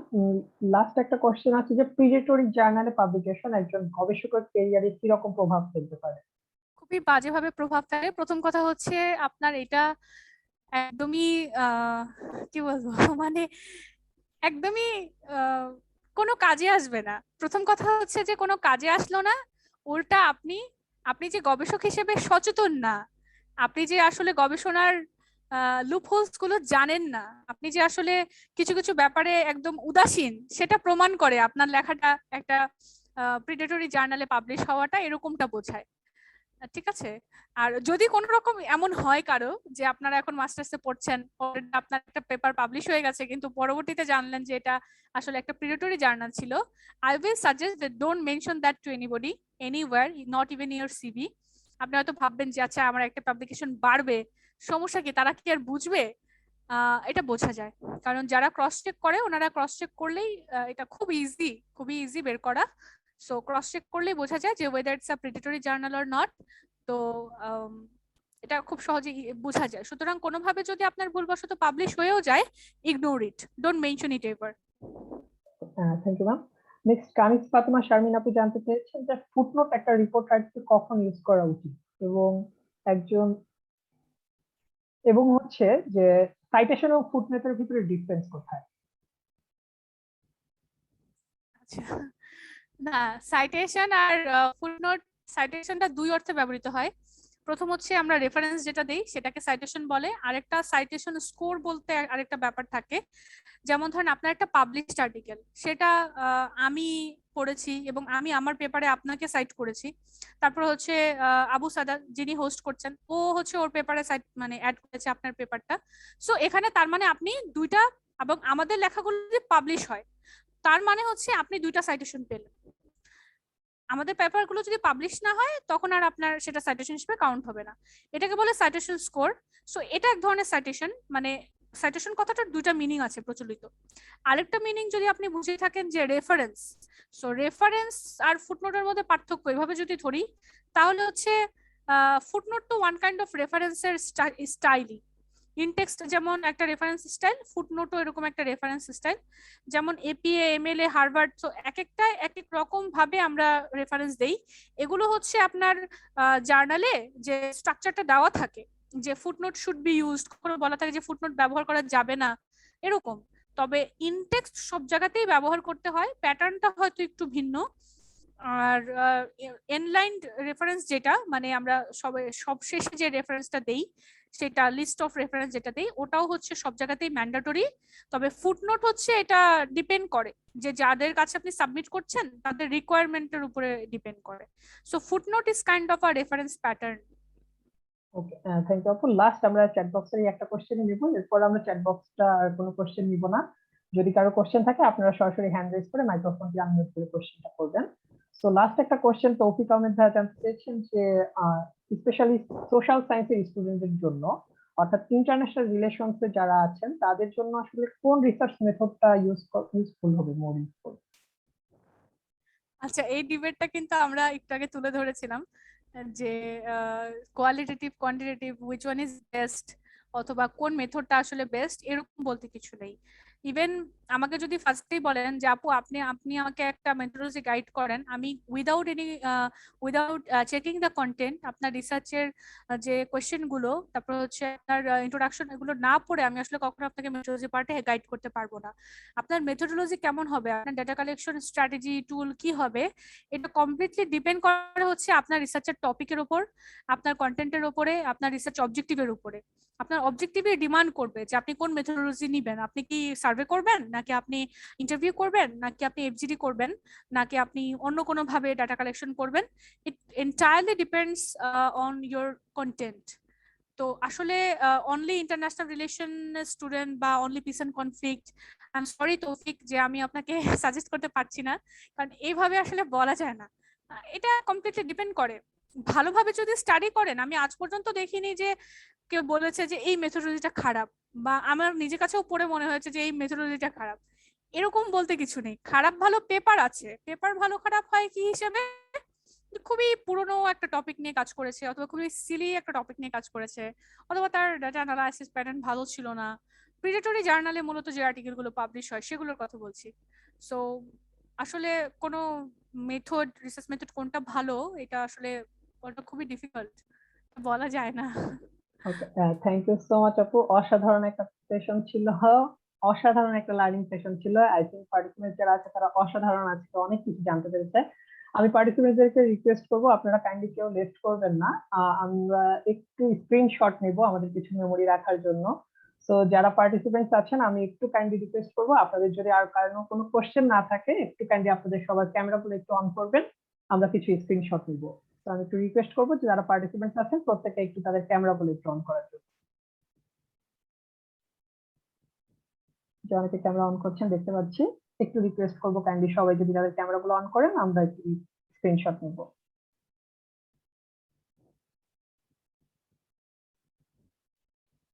ওকে, তো ফার্স্ট পেজে আছি আমরা, তাহলে স্ক্রিনশট নিচ্ছি, সবাই রেডি? ওকে, রেডি, 1 2 3। ওকে, সেকেন্ড পেজে যাচ্ছি, সবাই রেডি? রেডি, 1 2 3। এন্ড থার্ড পেজে যাচ্ছি, ready, 1 2 3। Okay, thank you so much. Undergraduate শিক্ষার্থীদের বিদেশে উচ্চতর শিক্ষার জন্য পথে আরো সুগম করতে আজকের এই প্রোগ্রামটির মাধ্যমে অ্যাব্রড এডুকের 5th ওয়েবিনারটি আমরা সম্পন্ন করলাম। দেশ বিদেশের সকল নামি দামি স্কলারদের প্রদত্ত জ্ঞানের আলোয় নিজেকে আলোকিত করতে চাইলে নিয়মিত চোখ রাখুন আমাদের 10 হাবের ফেসবুক এবং লিঙ্কডইন পেজে। আমি পুনরায় ধন্যবাদ জানাতে চাই নাসরিন জাবিন ম্যামকে তার এই অসাধারণ সেশনটির জন্য, কারণ অসাধারণ সেশন ছিল বলেই আজকের সকল পার্টিসিপেন্ট একদম শুরু থেকে শেষ পর্যন্ত আমাদের সঙ্গে যুক্ত ছিলেন। আমরা এই ধরনের প্রোগ্রাম ভবিষ্যতে আরো অর্গানাইজ করবো এবং আশা করছি ম্যামের থেকে আজকের মতো পুনরায় সহযোগিতা পাবো। আমি সেশনটি শেষ করার পূর্বে ম্যামকে অনুরোধ করব আমাদের ভিতর যারা একদম নতুন রিসার্চার, যারা একদম শুরু করতে চান, কিভাবে শুরু করতে চায় বা একটা রিসার্চ জগতে প্রবেশ করতে চায়, তাদের উদ্দেশ্যে যদি ম্যাম আপনার কোনো মূল্যবান পরামর্শ থেকে থাকে একটু কাইন্ডলি শেয়ার করার জন্য। আমি বলবো হচ্ছে, প্রথম কথা সবাই সুস্থ থাকবেন। সুস্থতা আল্লাহর নিয়ামত, এটা সবাই পায় না। এবং সুস্থতার জন্য যে বেসিক গাইডলাইন গুলো মেনে চলতে হয়, যেমন নিজের মধ্যে কোনো ক্রোধ ধরে না রাখা, কারো অনিষ্ট চিন্তা না করা, তারপর হচ্ছে যখন পারবেন যেভাবে পারবেন সবাইকে হেল্প করবেন। আরেকজনকে হেল্প করার মধ্যে অন্যরকম একটা প্রশান্তি মিলে, যেটা আসলে সুলতান ডাইনে এক প্লেট কাচ্চি খেয়েও মিলে না। তো প্রথম কথা হচ্ছে যে সুস্থ থাকবেন, ভালো থাকবেন, মনটাকে ভালো রাখবেন, দেখবেন যে অটোমেটিকলি অনেক কিছু আপনার জন্য ইজিয়ার হয়ে যাচ্ছে। Because if you think in a easy manner, so everything will come to in an easier approach. So এটা হচ্ছে বড় কথা।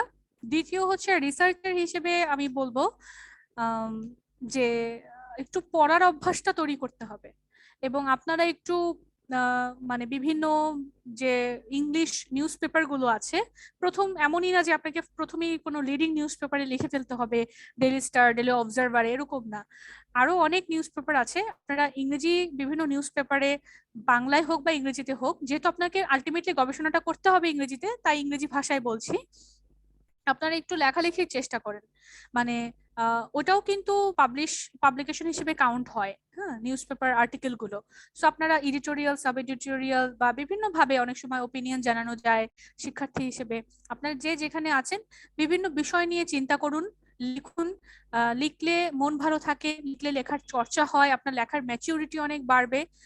আর যারা একটু সিনিয়র, লাইক এখন ফাইনাল ইয়ারে আছেন বা মাস্টার্সে আছেন বা মাস্টার্স শেষ করে ফেলেছেন, তাদের জন্য বলবো কিছু মানে আপনি কিছু রিসার্চ আর্টিকেল পড়েন, ভালো ভালো কিছু আর্টিকেল পড়েন। পড়ে আপনি পড়া মানে শুধু পড়া না, মানে পড়বেন এবং অবজার্ভ করবেন যে কোন প্যাটার্নে লিখলো। কারণ আমি একটা জিনিস বিশ্বাস করি, যেটা আপনি আপনার নিজেকে শেখাতে পারবেন সেটা অন্য কেউ আপনাকে পারবে না। এবং আমাদেরও যে ধরে ধরে পড়াবে, হ্যাঁ, শিখাবে, ওই বয়সটা না পার হয়ে গেছে। এখন আপনার নিজেকে প্রমোট করতে হবে, নিজেকে পরিচালনা করতে হবে, শিখাতে হবে, নিজেকে নিজে হাতে ধরে ধরে শেখাবেন। তো যখন পড়বেন তখন একটু খেয়াল করে পড়বেন যে হোয়াট আই এম রিডিং, এবং কোন ভাবে তারা লিখেছে, কোন ভাষায় লিখেছে, মানে কোন প্যাটার্নে লিখেছে, এখানে কি ফার্স্ট ল্যাঙ্গুয়েজ ইউজ করেছে না থার্ড ল্যাঙ্গুয়েজ ইউজ করেছে, কি বোঝাতে চাইছে, এইভাবে একটু বুঝে বুঝে পড়বেন। এটা হচ্ছে আমার একটা রিকোয়েস্ট। কারণ আপনি বলার জন্য বলে যেতেই পারেন যে লাইক মানে আমি 600 পৃষ্ঠা পড়েছি, আমি 300 পৃষ্ঠা পড়েছি, আমি এই পর্যন্ত 500টা রিসার্চ আর্টিকেল পড়েছি, কিন্তু আপনার আন্ডারস্ট্যান্ডিংটা যদি ডেভেলপ না করে তাহলে আসলে কখনোই কিছু হবে না। আর লেখালেখির অভ্যাসটা শুরু করেন যারা মাস্টার্স শেষ করে ফেলেছেন বা মাস্টার্সে আছেন, তারা একটু সাহস করে 1-2টো আর্টিকেল লেখা শুরু করে ফেলেন, কারো না কারো কাছ থেকে তো গাইডলাইন পাবেনই, অসুবিধা নেই। সো এটাই আমার বলা আর কি, যে if you really want be a researcher বা একাডেমিক রাইটিং, পাবলিকেশন এই রিলেটেড কাজে যদি থাকতে চান, মানে একটু সাহসটা করতে হবে, লিখে ফেলেন। আমার প্রথম আর্টিকেল আমি যখন লিখি, যখন পাবলিশ হয়, আমি বিশ্বাসই করতে পারছিলাম না, কারণ প্রথম লেখাটাই আমার ইন্টারন্যাশনাল একটা পাবলিকেশন ছিল, কোনো ন্যাশনাল আজ এবং এখনো পর্যন্ত আমার ন্যাশনাল পাবলিকেশন নাই তেমন একটা, বোধহয় 2-3টা আছে, সেগুলো রিপোর্টে আমার আর্টিকেল, বাট ওগুলো আমি ওভাবে মেনশনও করি না আমার সিভিতে। তো এই পর্যন্ত যতগুলো পাবলিকেশন হয়েছে সবগুলো ইন্টারন্যাশনাল। সো যেই আমি লাইক 2 বছর আগেও কোনো ভাবিনি যে আমার লেখা পাবলিশ হবে বা আমি লিখতে পারবো, এই আত্মবিশ্বাসটুকু ছিল না। But once I started writing, আমি দেখলাম যে না, আমার মধ্যে বোধহয় মানে আছে, আমি পারবো বোধহয়, এরকম একটা সাহস তৈরি হয়। সো আমার মনে হয় যে শুরু করে দেওয়া উচিত। আপনি শুরু করলেই আপনি কোনো না কোনো ভাবে গাইডেড হবেন, আপনি হেল্পড হবেন, আপনার মধ্যে চেষ্টাটা কাজ করবে। সো লেটস স্টার্ট রাইটিং, ইনশাল্লাহ। আপনাদের সবার জন্য অনেক দোয়া এবং অনেক ভালোবাসা রইল। Thank you so much ma'am, অসাধারণ একটা সেশন ছিল এবং আপনার অসাধারণ একটা পরামর্শ। আশা করছি এটা আমাদের সবার জীবনে অনেক অনেক বেশি কাজে দিবে। আমি পুনরায় ধন্যবাদ জানাতে চাই সকল পার্টিসিপেন্টদেরকে যারা আমাদের সঙ্গে আজকের সেশনে উপস্থিত ছিলেন। আপনারা সবাই সুস্থ থাকবেন, সুন্দর থাকবেন এবং সবসময় টেন হাবের সঙ্গে থাকবেন, এই কামনা ব্যক্ত করে আজকের মতো এখানেই সেশন শেষ করছি। ধন্যবাদ সবাইকে। আসসালামু আলাইকুম। ওয়ালাইকুম আসসালাম। ওয়ালাইকুম আসসালাম।